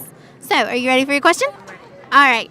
Your question is, who was the first person to sign the Declaration of Independence? And here are your choices. All right. Was it George Washington, John Hancock, Ben Franklin, or Thomas Jefferson? George Washington. No, he was not the first one. All right. So, you still have 3 more choices. Was it John Hancock, Ben Franklin, or Thomas Jefferson? Thomas Jefferson? No, not Thomas Jefferson. All right, we're down to John Hancock and Ben Franklin. I'm going to say Ben Franklin. No, it wasn't Ben Franklin. It was not Ben Franklin. All right. Who do you think it was? John Hancock. John Hancock. Yay, you got it correct. You did great. All right, here is your Chick-fil-A prize pack along with your cup. Thank you for being our questionnaire for tonight. Thank you.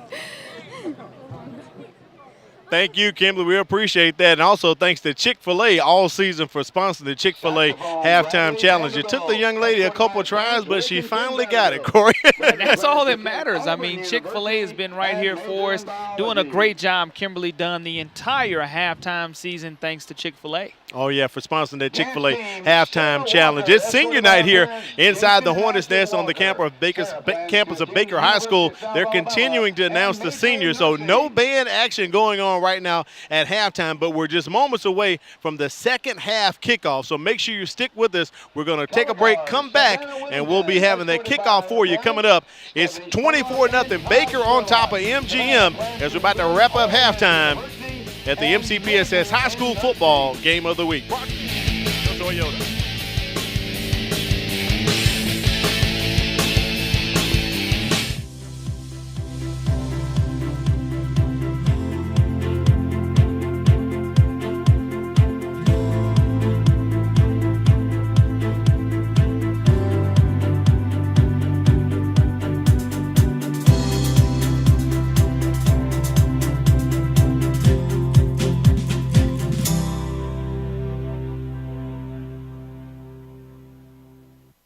In Mobile County Public Schools, we are redefining ready.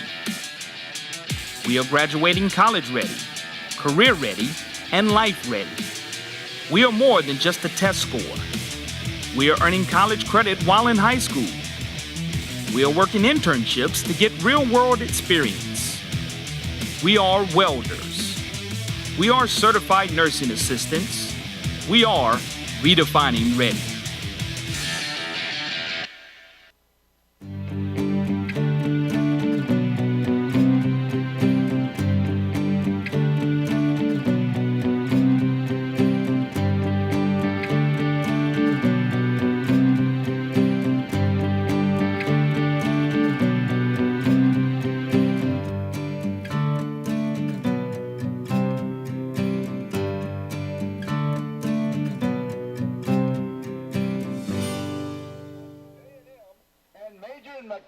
Welcome back to the MCPSS High School Football Game of the Week, brought to you by Spring Hill Toyota.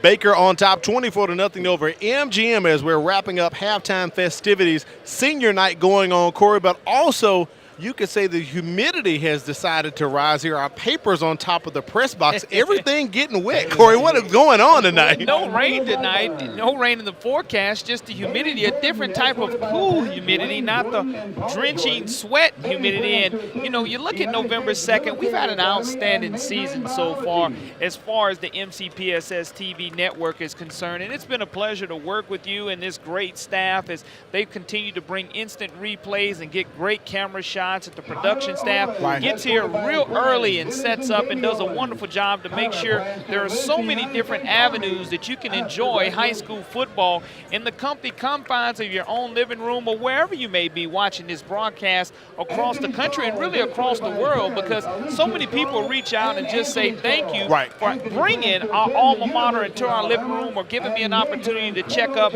on Mobile County Public School System. So just a tremendous job to everyone involved.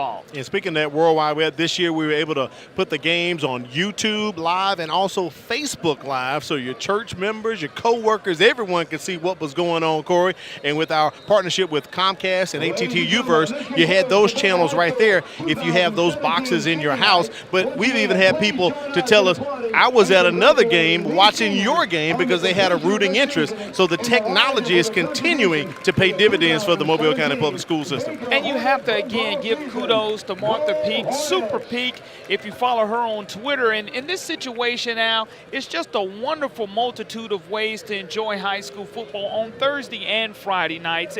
But one of the games tonight, we were able on National Sandwich Day to enjoy Jersey Mike's. They fed the crew tonight. They have 3 locations that you can patronize. One that just opened up on Dolphin Street across from McConnell Automotive, as well as the one out here on Airport Boulevard close to Academy Sports, and one in Malbus as well. Thank you to Christina and Mark Sinclair for feeding our crew and taking care of us throughout this football season. The whole season. Jersey Mike's, big ups to them. National Sandwich Day. Also, another one of the folks who were on board with us, Tender Bones Catering. They took care of us as well. I'm telling you, they will take care of you just like they took care of us. If it's wings or wraps or whatever you need, Tender Bones Catering. And last but not least, our good local folks over at David Bowen. I even got a compliment on the polo from one of the crew guys. He said, I wish my logo was that big, man. So David Bowen Sporting Goods right there at Skyline Government and Azalea for taking care of us with the polos.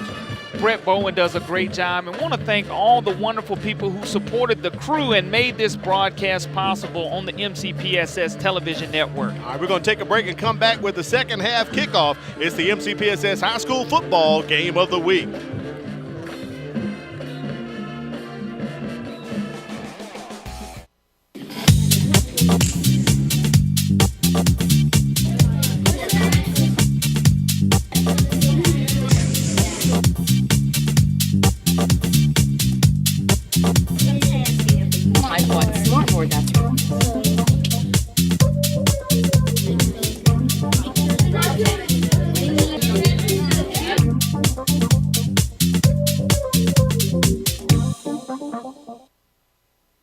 I believe that the quality of education that I received at the Mobile County Public School system, I would give it an A+, an excellent education. And I feel that they prepared me for my future career. I feel that I received not only the fund of knowledge that I need, but the social skills, communication skills that's needed to compete with any other student, not just in Mobile County particularly, but nationwide.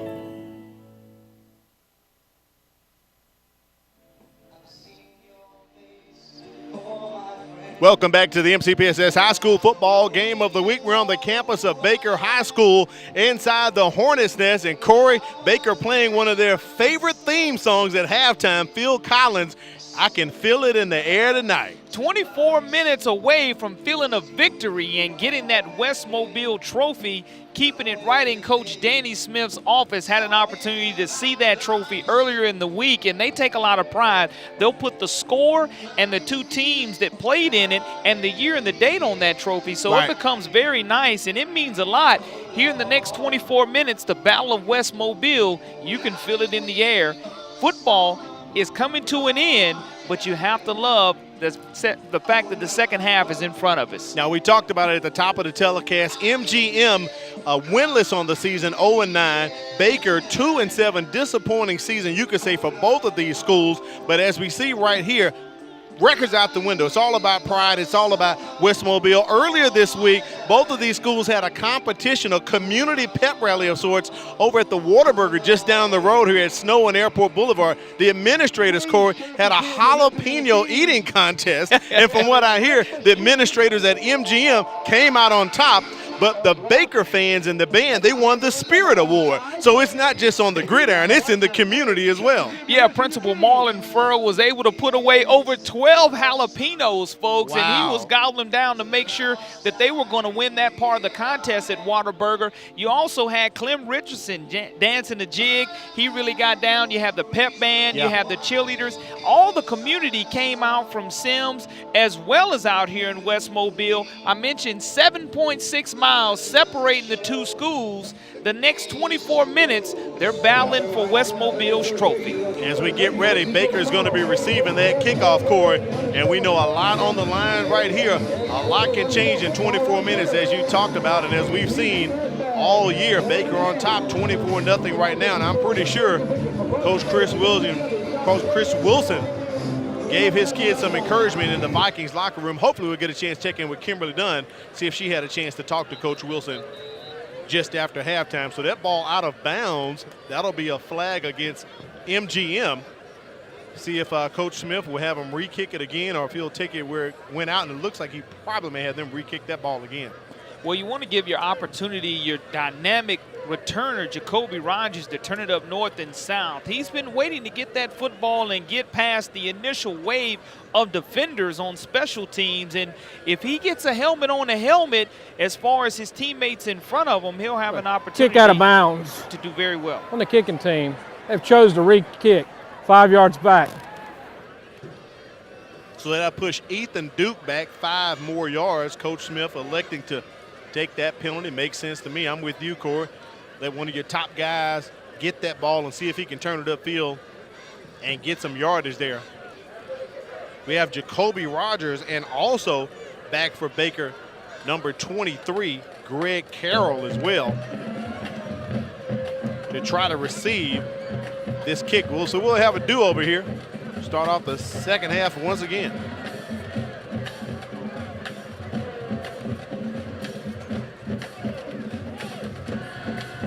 And the Baker Hornets are only 16-23 all time versus MGM. If they're able to come away from this, getting a little closer to that 500 mark. That's right. 17-23 all time is not bad at all either. Duke does it a little shorter this time, Corey. One of the up back guys catches it for Baker, and he's got room up the middle. He goes, he passes Duke, and he's on his way, still on his feet.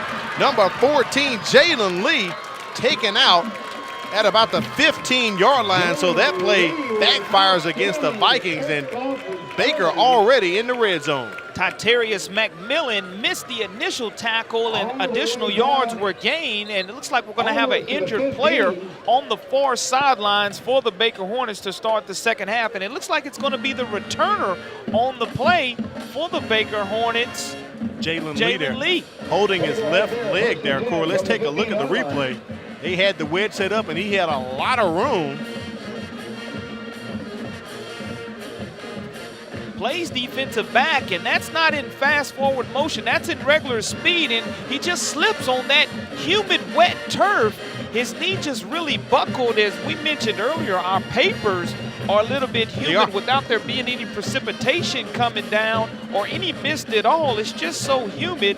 His knee just buckled on him.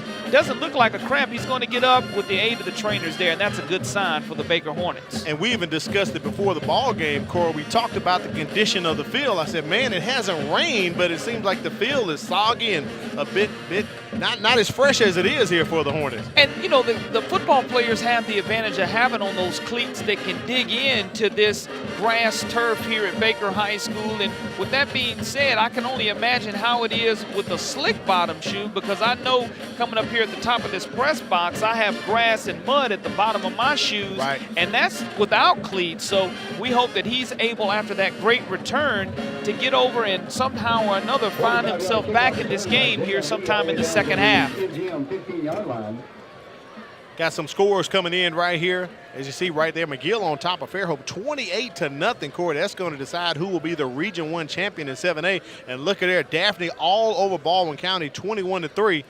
Got the Blunt Leopards pulling for Daphne for them. We're fixing to draw the raffle ticket. Please check your blue tickets. Don't forget, we'll have hitting the numbers coming up between the quarters here if you have ticket number as we kick off the third quarter. So stick around for that. Our last event of hitting the numbers coming up at the end of the third quarter. Please report to the front of the press box. While we got a break here, the 6A Region 1 playoff scenario. We talked about it earlier. Just saw the scores there. Spanish Fort, number 1 seed. Daphne on top of Baldwin County right now, so that will bode well for Blunt. If Daphne wins, Blunt is in.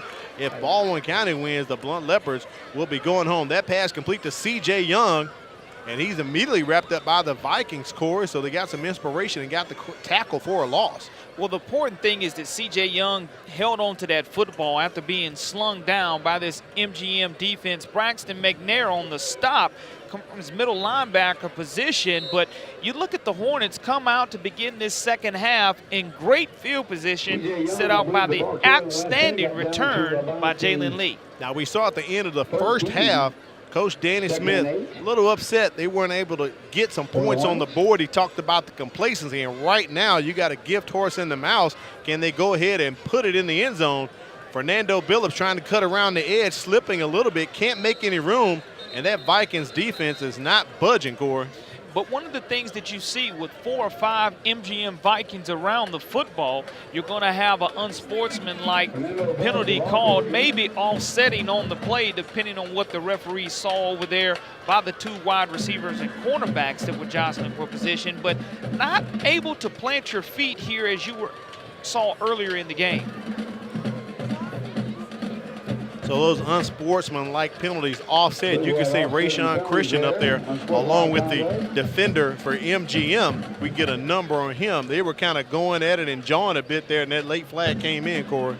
And that's heads up Johnny on the spot with the officials making that call. But you look at the McMillan, that's who. Yeah, it was Tom McMillan. And you look at the Baker Hornets again, being in the red zone area. Mentioned earlier they had an opportunity to come away with points. The field goal missed that going into the half. Going to try to put 6 instead of 3 on the board. Third down. Devin Robinson trying to connect and cannot. Rayshon Christian, his intended target. And that ball not brought in. That's 4th down, and I know Coach Danny Smith is probably livid right now, Corey. Brandon Lockett, 5'7", 161-pound junior on the defensive play. You look at the instant replay as quarterback Devin Robinson tries to throw the slant. That's just good defense by Lockett. Gets that right hand on the football without holding or dragging the offensive wide receiver down by the waist. Ball placed right here squarely at the 20-yard line. Kick is up. And Corey, it is good.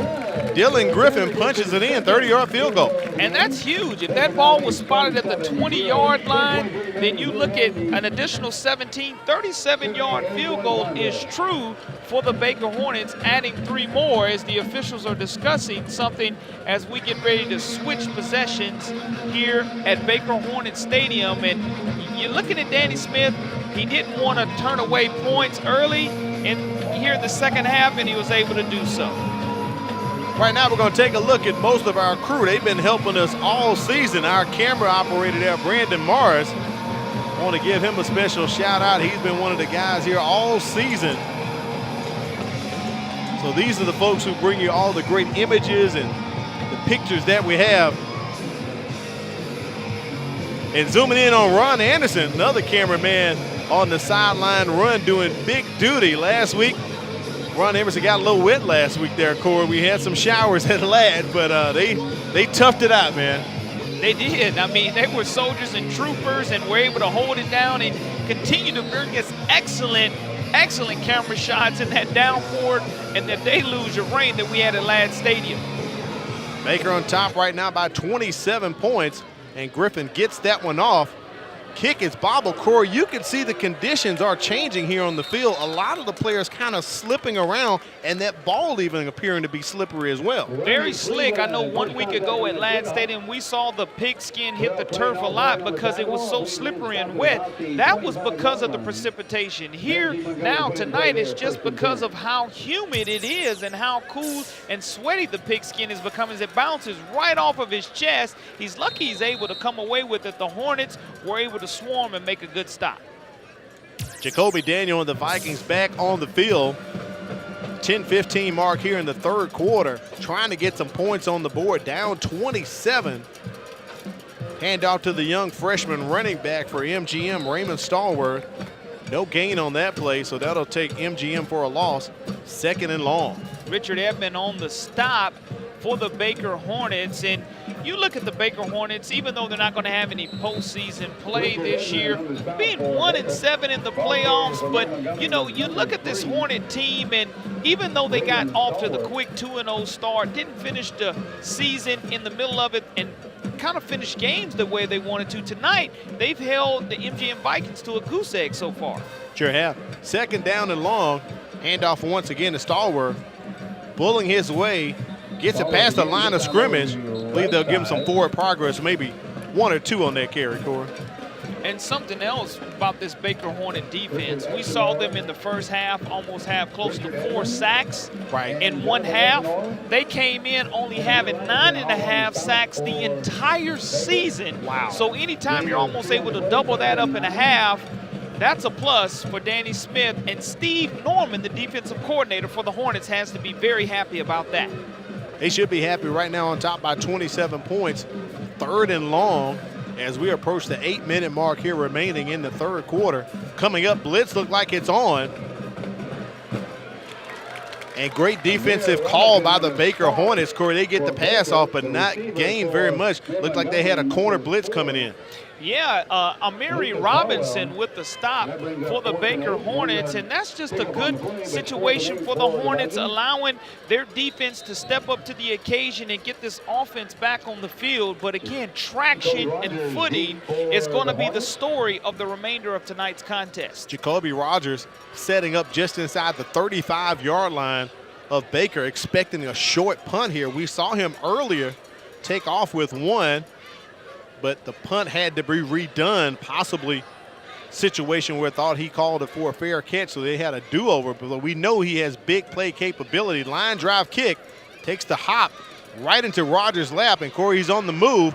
Flag coming in. I think we probably know what that call is going to be. Yeah, unfortunately, it's probably going to go against the Baker Hornets. That might be a block in the back.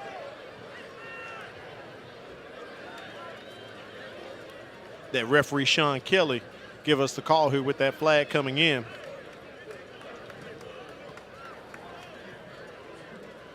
So that call going against Baker, that will push them back. Let's take it down to the sidelines. Check in with Kimberly Dunn here, our first time in the 2nd half.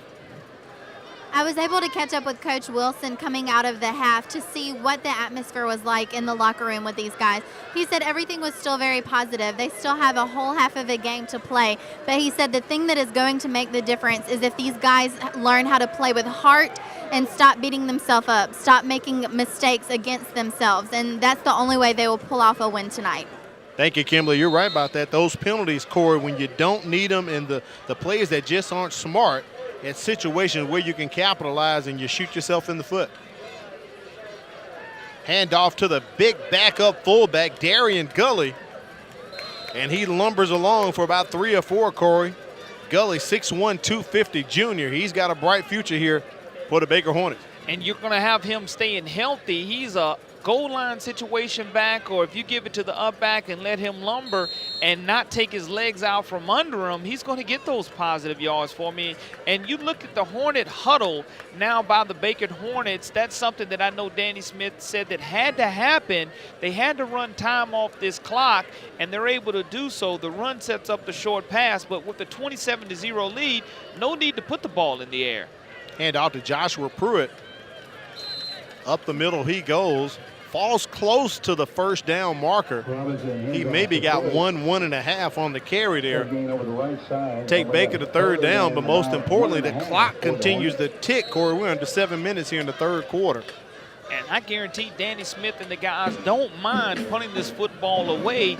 No need right here for offensive coordinator for the Baker Hornets, Mike Smith, to call a passing play unless he just sees some type of coverage that really favors the Hornets. As long as that clock's running, great things are going to happen for the Baker Hornets because great things are happening on the scoreboard so far. Little pitch out, some trickeration going on. End around run with Jacoby Rogers. He's got room, Corey. He said, let me be the hero, and I'm going to take it to the house for a touchdown.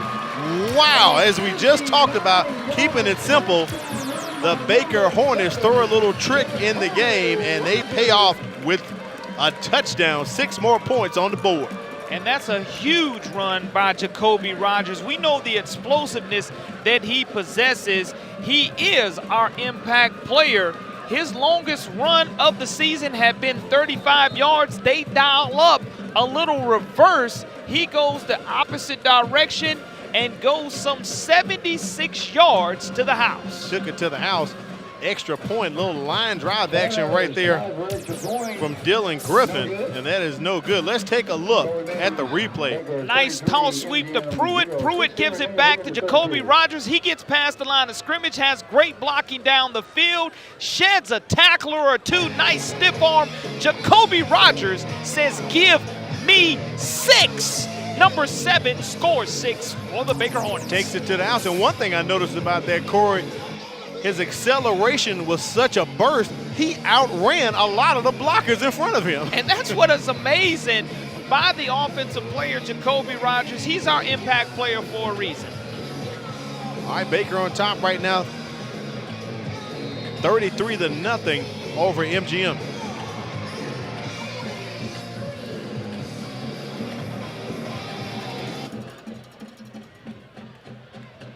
Nice kick by Griffin right there. Martin with the return up the middle.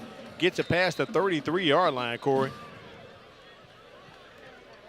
Take another look at another one of our camera guys, Richard Beatty right there. Doing a great job for us all season long, Corey. They've been providing us with the image. So Richard Beatty right there on top of the stands, just down from us. And Brian Yora right there down on the sidelines, Corey. Now, they really get the work in because they have to capture a lot of the action shots that we get to see on those replays. Matter of fact, I believe he's the cameraman for Kimberly Dunn tonight. No doubt about it. And wouldn't be possible. They brought us great shots this entire season from many different angles out. Once again, Jacoby Daniel in the offense on the field. Blanked right now by Baker. Baker up 33 points. First time seeing the jet sweep from the Vikings as they hand it off to Josh Muhammad. That play's pretty much going nowhere. Slight loss there behind the line of scrimmage. Hunter Roberts is inside linebacker position, 5'10", 188 pounds, makes a tackle for loss for the Baker Hornets. Girls won first place and the boys finished second. Both teams advance to state meet next weekend. Baker boys and girls, the only overcoming public school teams to advance. Daniel looking over to the sideline, gets the signal, calling it out to his teammates. Play clock under 10 seconds. They need to get this snap off. Little quick handoff. Picks up a couple there on the carry for MGM. Dylan Rivers, first time calling his name tonight.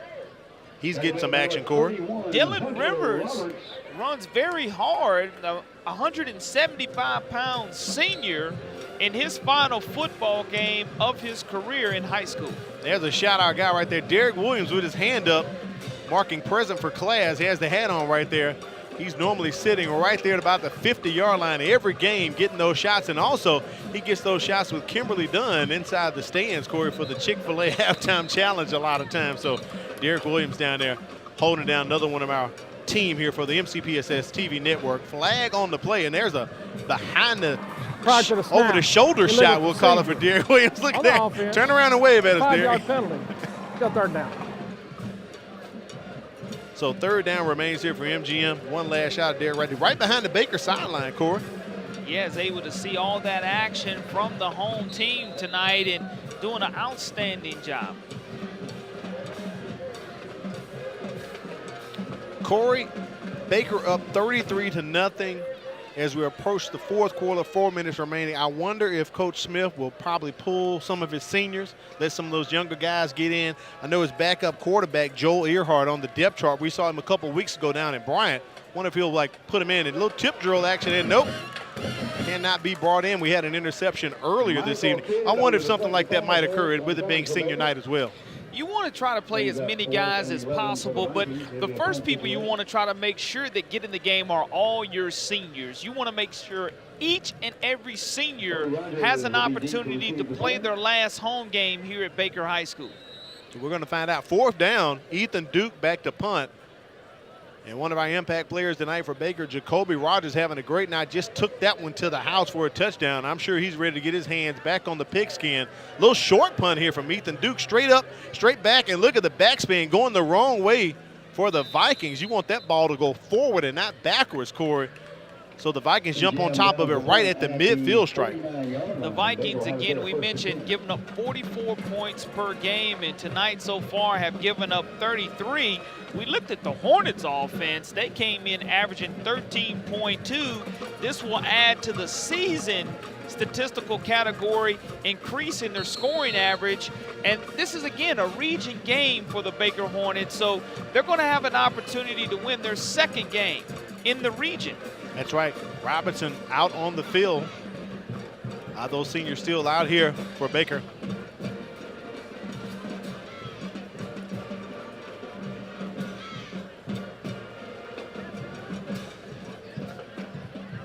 Robinson hands that ball off.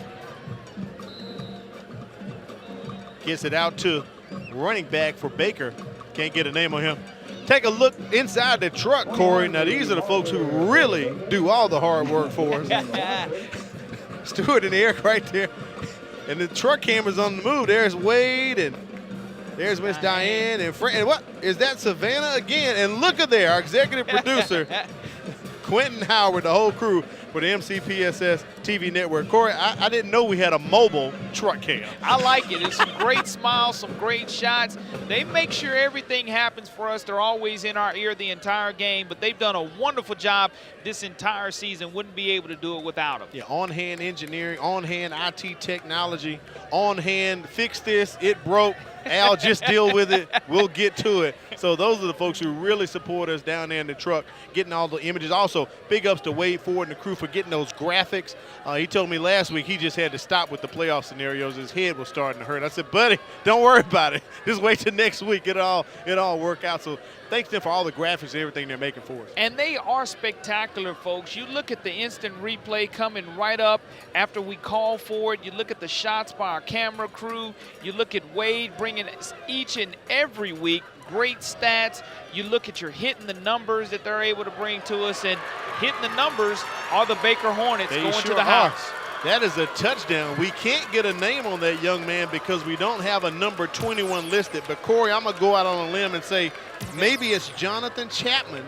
That's the closest number to 22, and he's listed as a running back on the deep roster there. Well, he just took it to the house and added 6 more, and you're exactly right. That's a great guess as he almost goes untouched. A little arm grab tackle by the Vikings. He tried to punch it out at the end, and the ball was punched out, but he had already crossed the plane. 6 more for the Baker Hornets. That's a touchdown.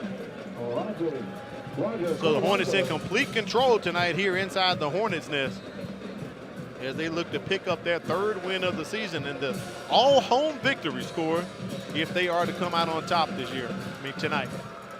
Griffin puts that one through the uprights and to the parking lot. Baker on top and in command right now of this ball game. We'll be back with more action. You're watching the MCPSS High School Football Game of the Week.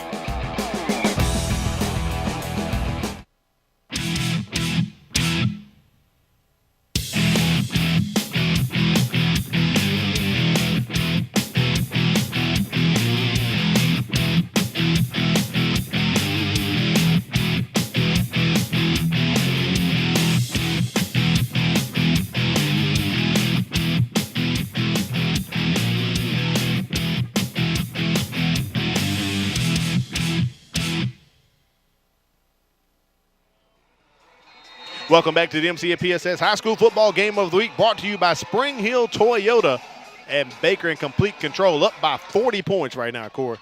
And it has been a dominating performance, and they're going to have an opportunity to play the 4th quarter. Don't want to give up a cheap one on special teams as they're able to slow the Vikings down right at the 30-yard line. Yeah, I'm sure Baker definitely would love to have a shutout right here. It's the Battle of West Mobile, the Wee Mo Bowl if you want to call it that. But to blank your rival, Corey, that's huge. Shut them out. I agree. We've had a couple of field goals tonight that have been kicked by the Baker Hornets, but with the exception of those 6 points on field goals, the Baker Hornets came in only having 9 rushing touchdowns on the season.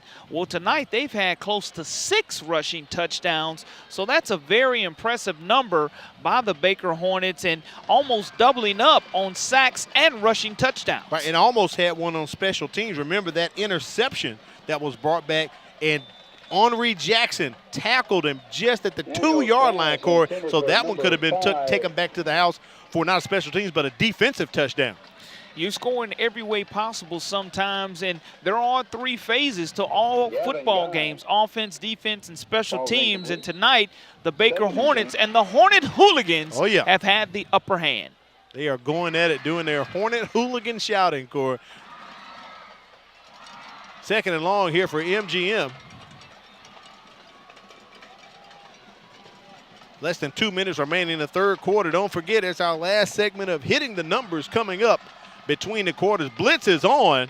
Daniels decides to keep it, heads up the middle, and is met by a wall of Hornets. and just stood straight up. He took the tackle head on, and that's what, you know, football is a collision sport, and that's exactly what you saw right there. But I like the ability for the MGM offense, Jacoby Daniel, not to be scared and just to take it right at the Baker Hornets. And in that situation, Justin Thomas, the defensive back, comes up and makes the stop, 5'10", 174-pound senior. Third down and short here for MGM. They could pick up this first down. This would be huge for them. Keep their drive going. Daniel decides to keep it. Around the edge he goes. And they have actually made a quarterback change. That's not Daniel. That's Markel Batiste, Corey, 6 foot 190 sophomore. We talked about it earlier.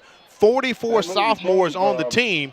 So Batiste comes in and runs that ball for the first down, and looks like he's going to remain in the ballgame. Yeah, I mean, you have a young player. I mean, we talked to Coach Wilson before the game. He talked about one of the benefits of having 40-plus sophomores is the fact that they're going to get plenty of playing experience. One of the downsides is they are sophomores. That's and right. At this time of year in game number 10, you take away the title from all of them, the classification, because the game experience is what's important. Kelvin Rogers on the stop. Take MGM to second down here. No gain on that play. We also had help. Help from number Carried by 32, Joshua Javon Martin.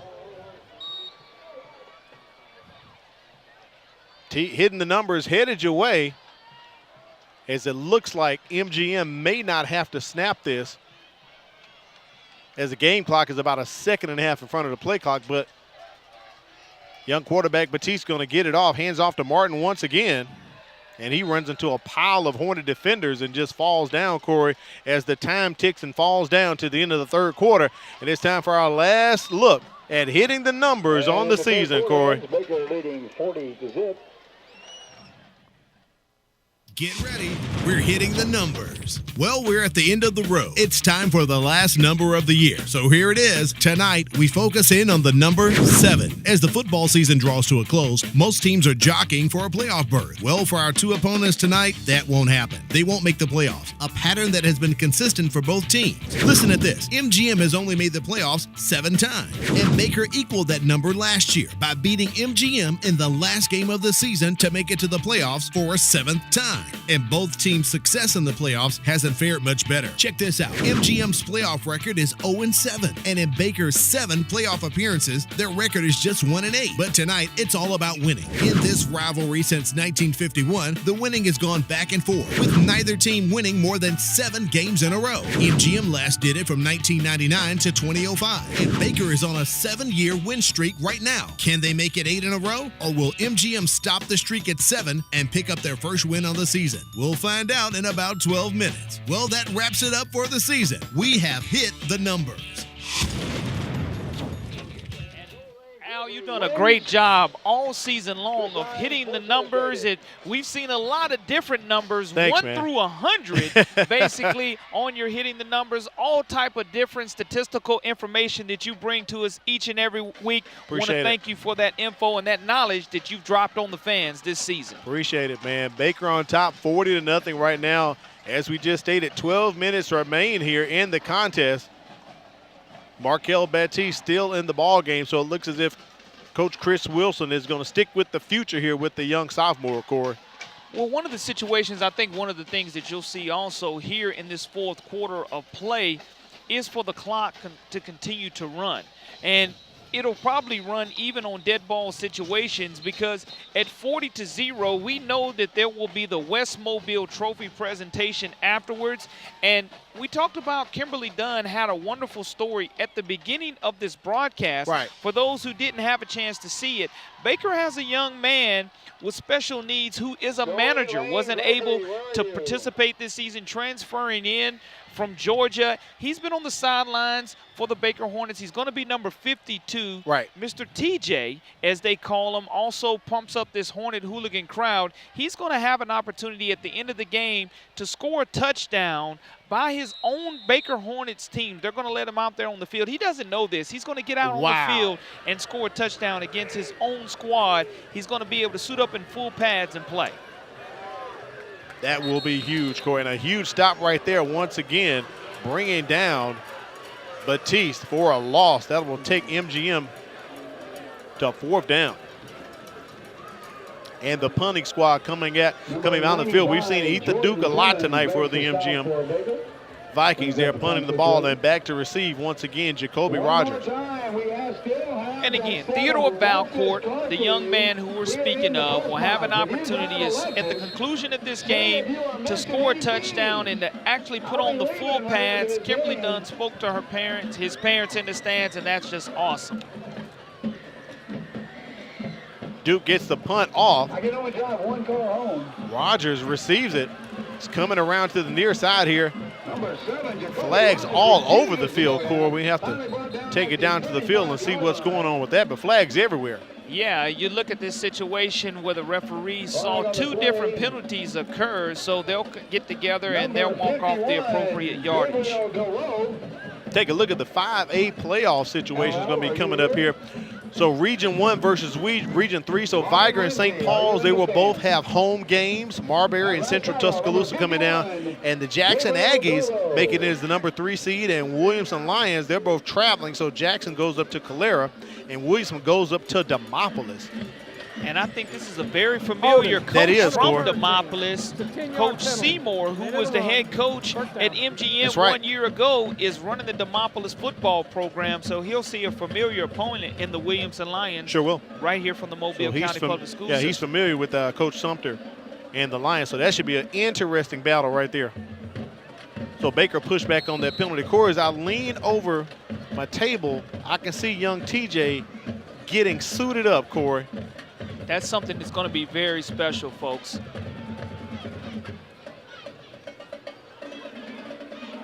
Robinson hands off, getting that carry. Dalen Stallworth in the ball game, called his name maybe a couple times tonight. And senior quarterback Devin Robinson still in the game, Corey.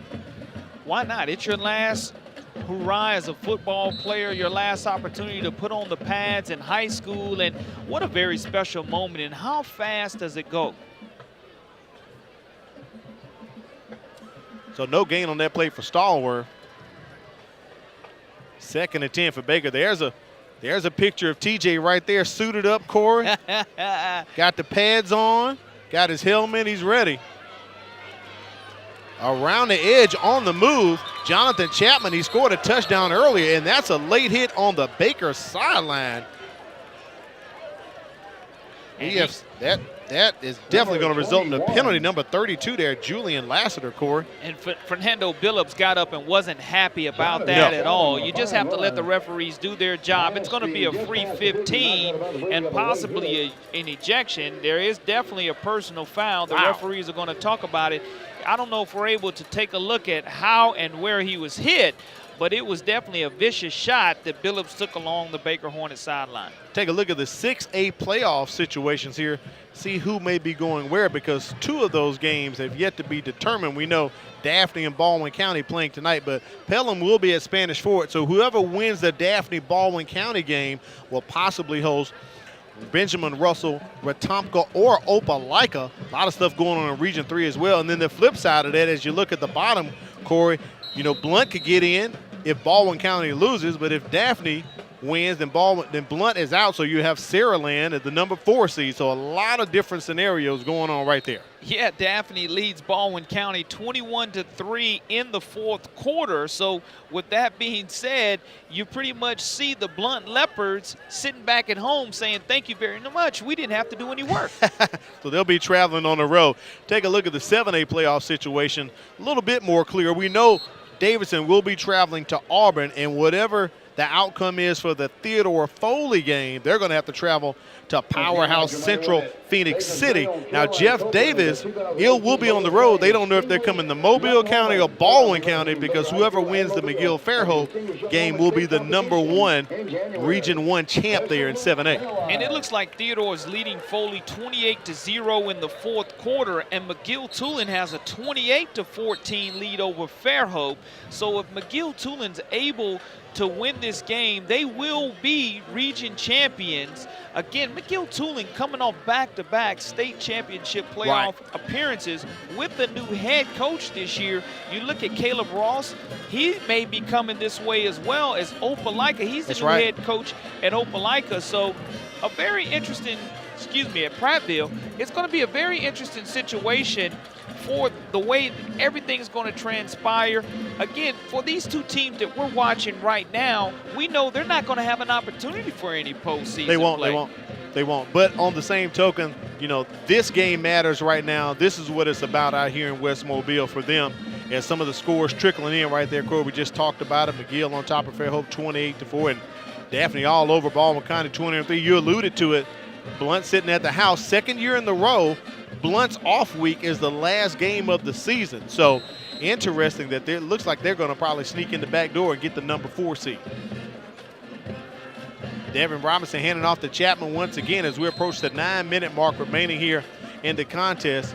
Got to say one thing, we've talked about it all season. Corey, those McGill-Toolen Yellow Jackets, just regular season, just plowing and plowing. I believe up to 24, 25 games in a row, regular season victories if they win tonight. And their region toll continues to take place. They've dominated 7A Region 1 the last 2 years in a row and make that 3 years in a row now for the Yellow Jackets under a new head coach this football season in Ernest Hill. But with that being said, you look at the playoffs, anything can happen in 7A because there's only 16 teams that get in. Yeah, a lot of people don't realize that there are only 4 regions in 7A, unlike the other regions, which means 7A actually has a bye week before the semifinals that takes place. On that punt, MGM sent no one back, Corey. They had no back there, and that ball goes into the end zone for a touchback. So only 16 teams make the playoff in 7A. So it's really a much more heralded situation because there's few less teams in Class 7A than 6A and 5A. And that's beneficial because when you play one less round of football, you have an opportunity to heal up those dinks and doinks that you get throughout the playoff stretch that you run. And, you know, locally, you look at Viger starting off 0-3 and Coach Derek Scott, and with them starting off 0-3, a lot of fans jump ship. They've been able to turn the corner and win 7 games in a row, beating the Murphy Panthers last night at Pritchard Stadium. And that was a huge victory. They lost that game last year, but this year in Pritchard, they picked up and won that game, so that's huge. Big momentum boost for them, a 5A defeat and a 7A team, Corey, when you look at that, Viger over Murphy. But great job with Coach Derek Scott and the Viger Wolves there, losing the first 3. And then running the table. It's a 5-yard penalty, still first down.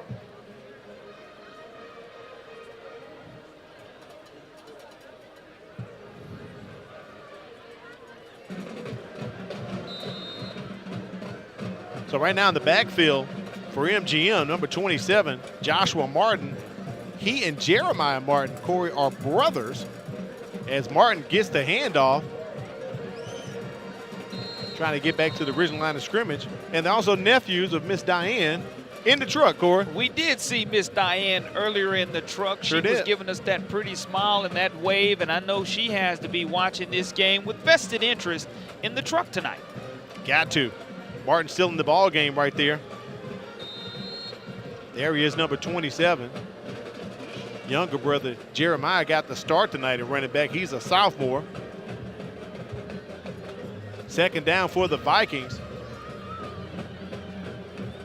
Martin gets the handoff and brought down. We've called that young man's name tonight a couple times there.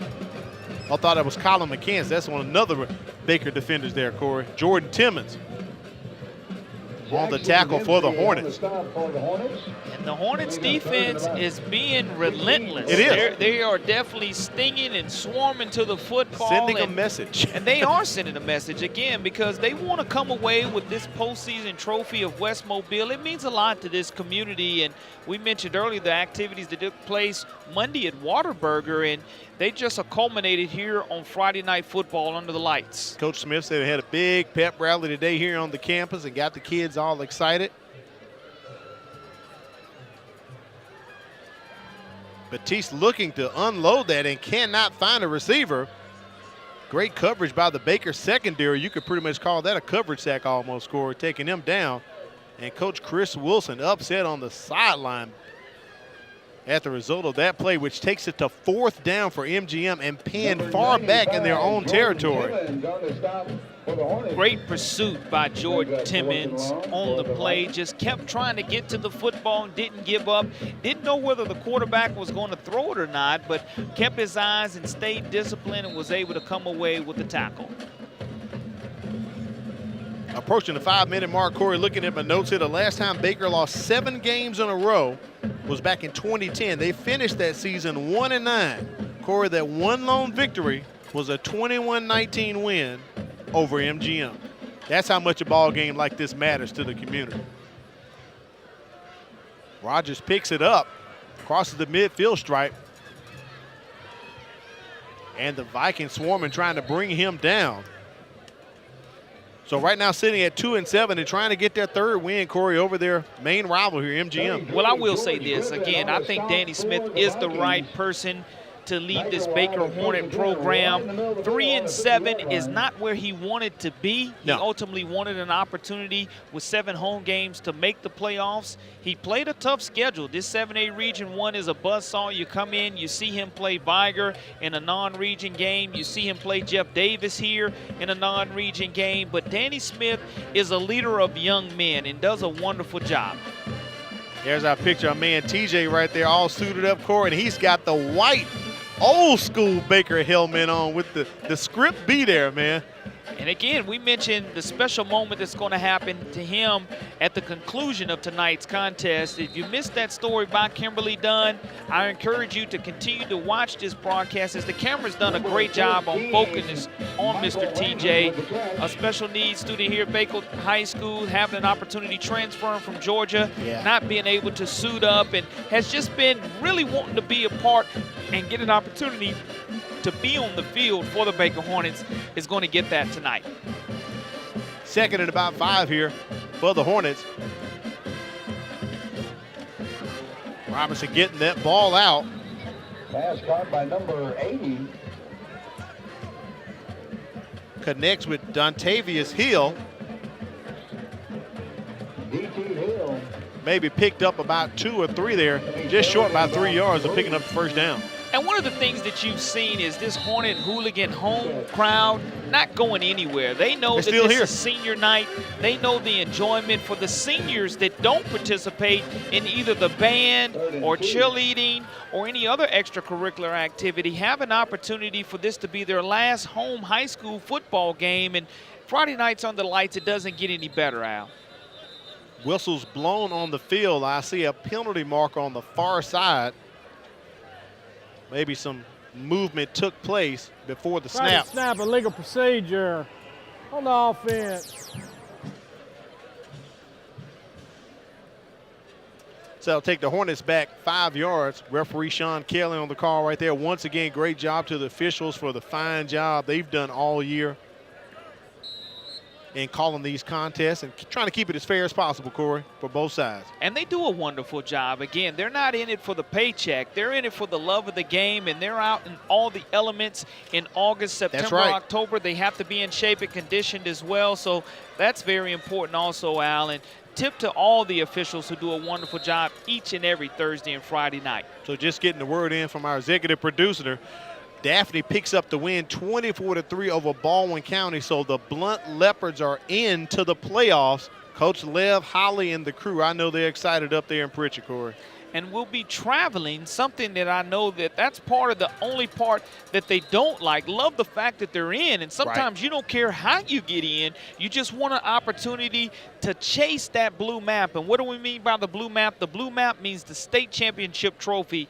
It's emblematic of the state of Alabama, and it has the blue words on it, state champions, and that's ultimately what all the classifications are fighting for. That's right. So Blunt is in the playoffs as the number 4 seed. So 6A is set then. Number 1 would be Spanish Fort. Number 2 would be Daphne. Number 3 would be Saraland. And coming in with the 4 seed will be the Blunt Leopards. 2:46 remaining in the contest. 2:45 remaining here in the ball game. Please stick around that game. We'll be presenting the Baker pretty much in control all night, Corey. And how would you like to be Nathan McDaniel in Baldwin County? You controlled your own destiny, but weren't able to get over that hump. You see, you lose to Blunt High School, but at the same time, you beat Saraland.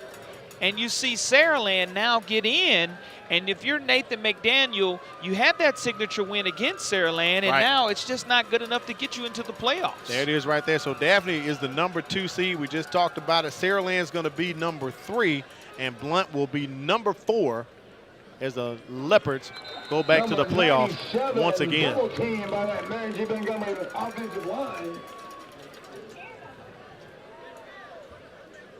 So ball game pretty much coming to a close here. Hornet fans still sticking around at senior night as we talked about it. They're going to have that special play for Mr. TJ as well at the end of the game, Corey, and I'm pretty sure the presentation of the trophy will keep the Baker Hornets fan on their feet for a while. Second down for MGM.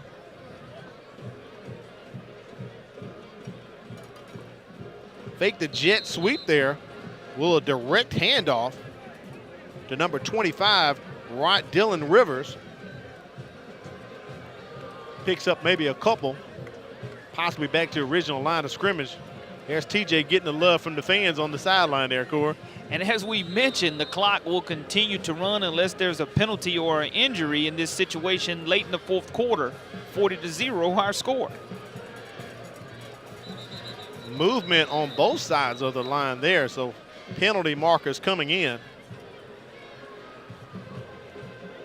And it appears that that's going to be a false start against MGM, so they'll back them up 5 yards. A third down. And it will remain third down. Just a special moment coming up with the presentation of the trophy, as well as Mr. TJ getting an opportunity to get on the field. He has his shoulder pads, he has his helmet, and he's ready to get in some action. Corey, I wonder what the play is going to be. They're going to let him run. It's straight up the middle power, or will it be around the edge? I got to see this. And the great thing is it's going to be against his teammates. Yeah. Guys that he has an opportunity to be around each and every day. Danny Smith talked about this young man's passion as we see number 52 in blue getting ready to suit up. And he's a little bit camera shy, folks, but he's going to get his opportunity to appear in prime time tonight. Beautiful story, beautiful story. We're under 1 minute remaining here in the contest.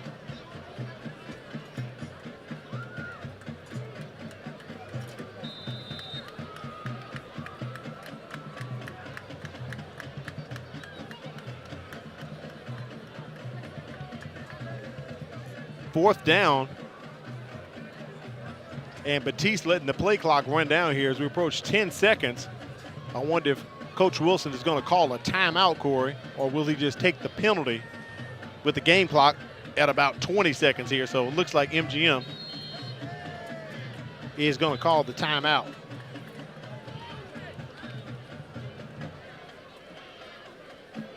And the Hornet players right there celebrating, getting excited, splashing the water.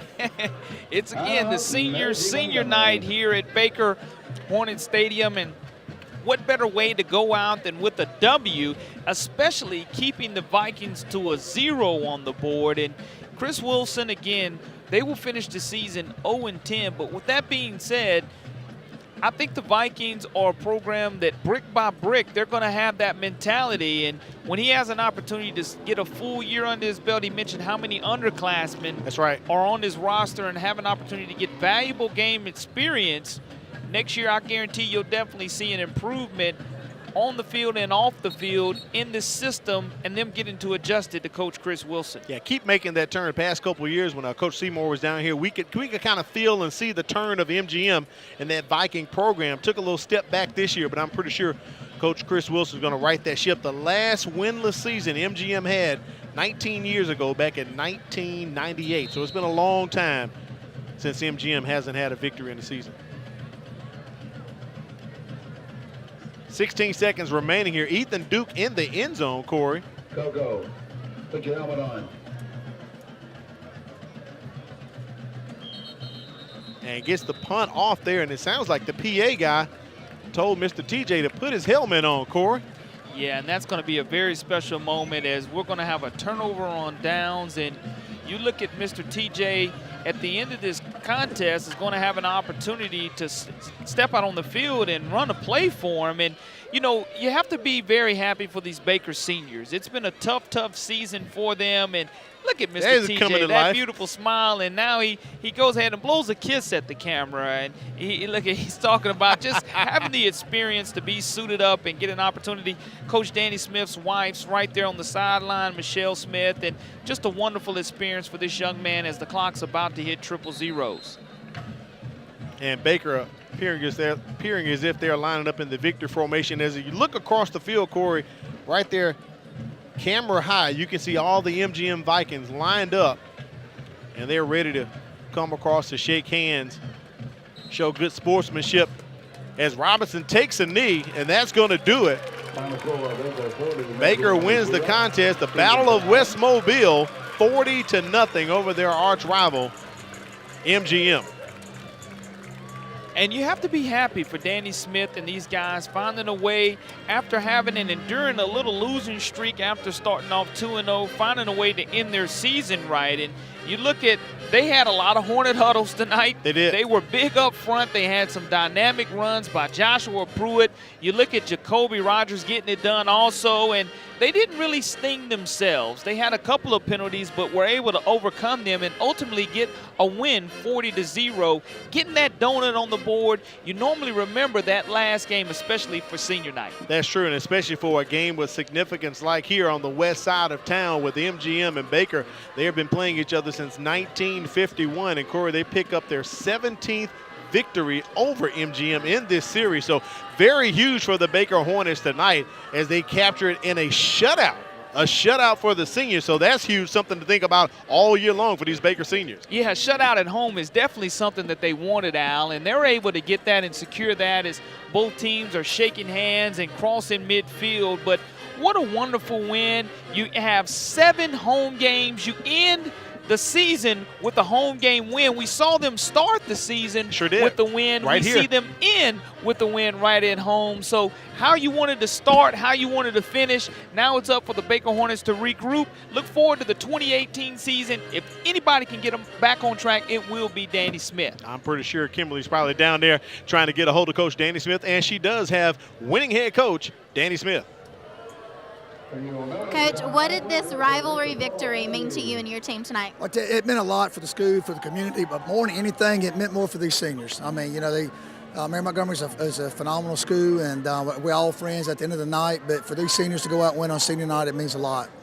Can you tell us a little bit about what's about to happen for TJ? Well, I tell you, after we go do the alma mater, we got a special kid on our team that we love to death, that we're going to simulate a play.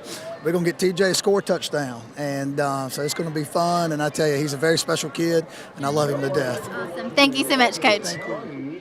All right, Kimberly, thank you for the fine job you've done all season down on the field. There's a look at the trophy, Corey, the Battle of West Mobile trophy, and it will remain here at the Hornet headquarters for one more year. Yeah, Danny Smith's going to have a prized addition to his trophy case for one more year, as each and every time these young people come into his office, they know the last game of the season is going to be the Battle of West Mobile. But to look at that trophy, to have the score 40-0 on that trophy means a lot for this Baker Hornet program here in West Mobile. Sure it does. It means a lot that you stuck with us all season long here for the MCPSS High School Football Game of the Week. For myself, Corey LeBounty, Kimberly Dunn, and the entire crew, we thank you for joining us, because without you, we could not do it. But also, a lot of people behind the scenes make things happen. We showed you a few of them tonight, but also we're going to show you their names in a matter of moments as we get ready to wrap up the season here. Another season of high school football, the MCPSS High School Football Game of the Week. Baker wins it tonight, the Battle of West Mobile. Thank you for a great year, and we'll see you again next year for another edition of the MCPSS High School Football Game of the Week.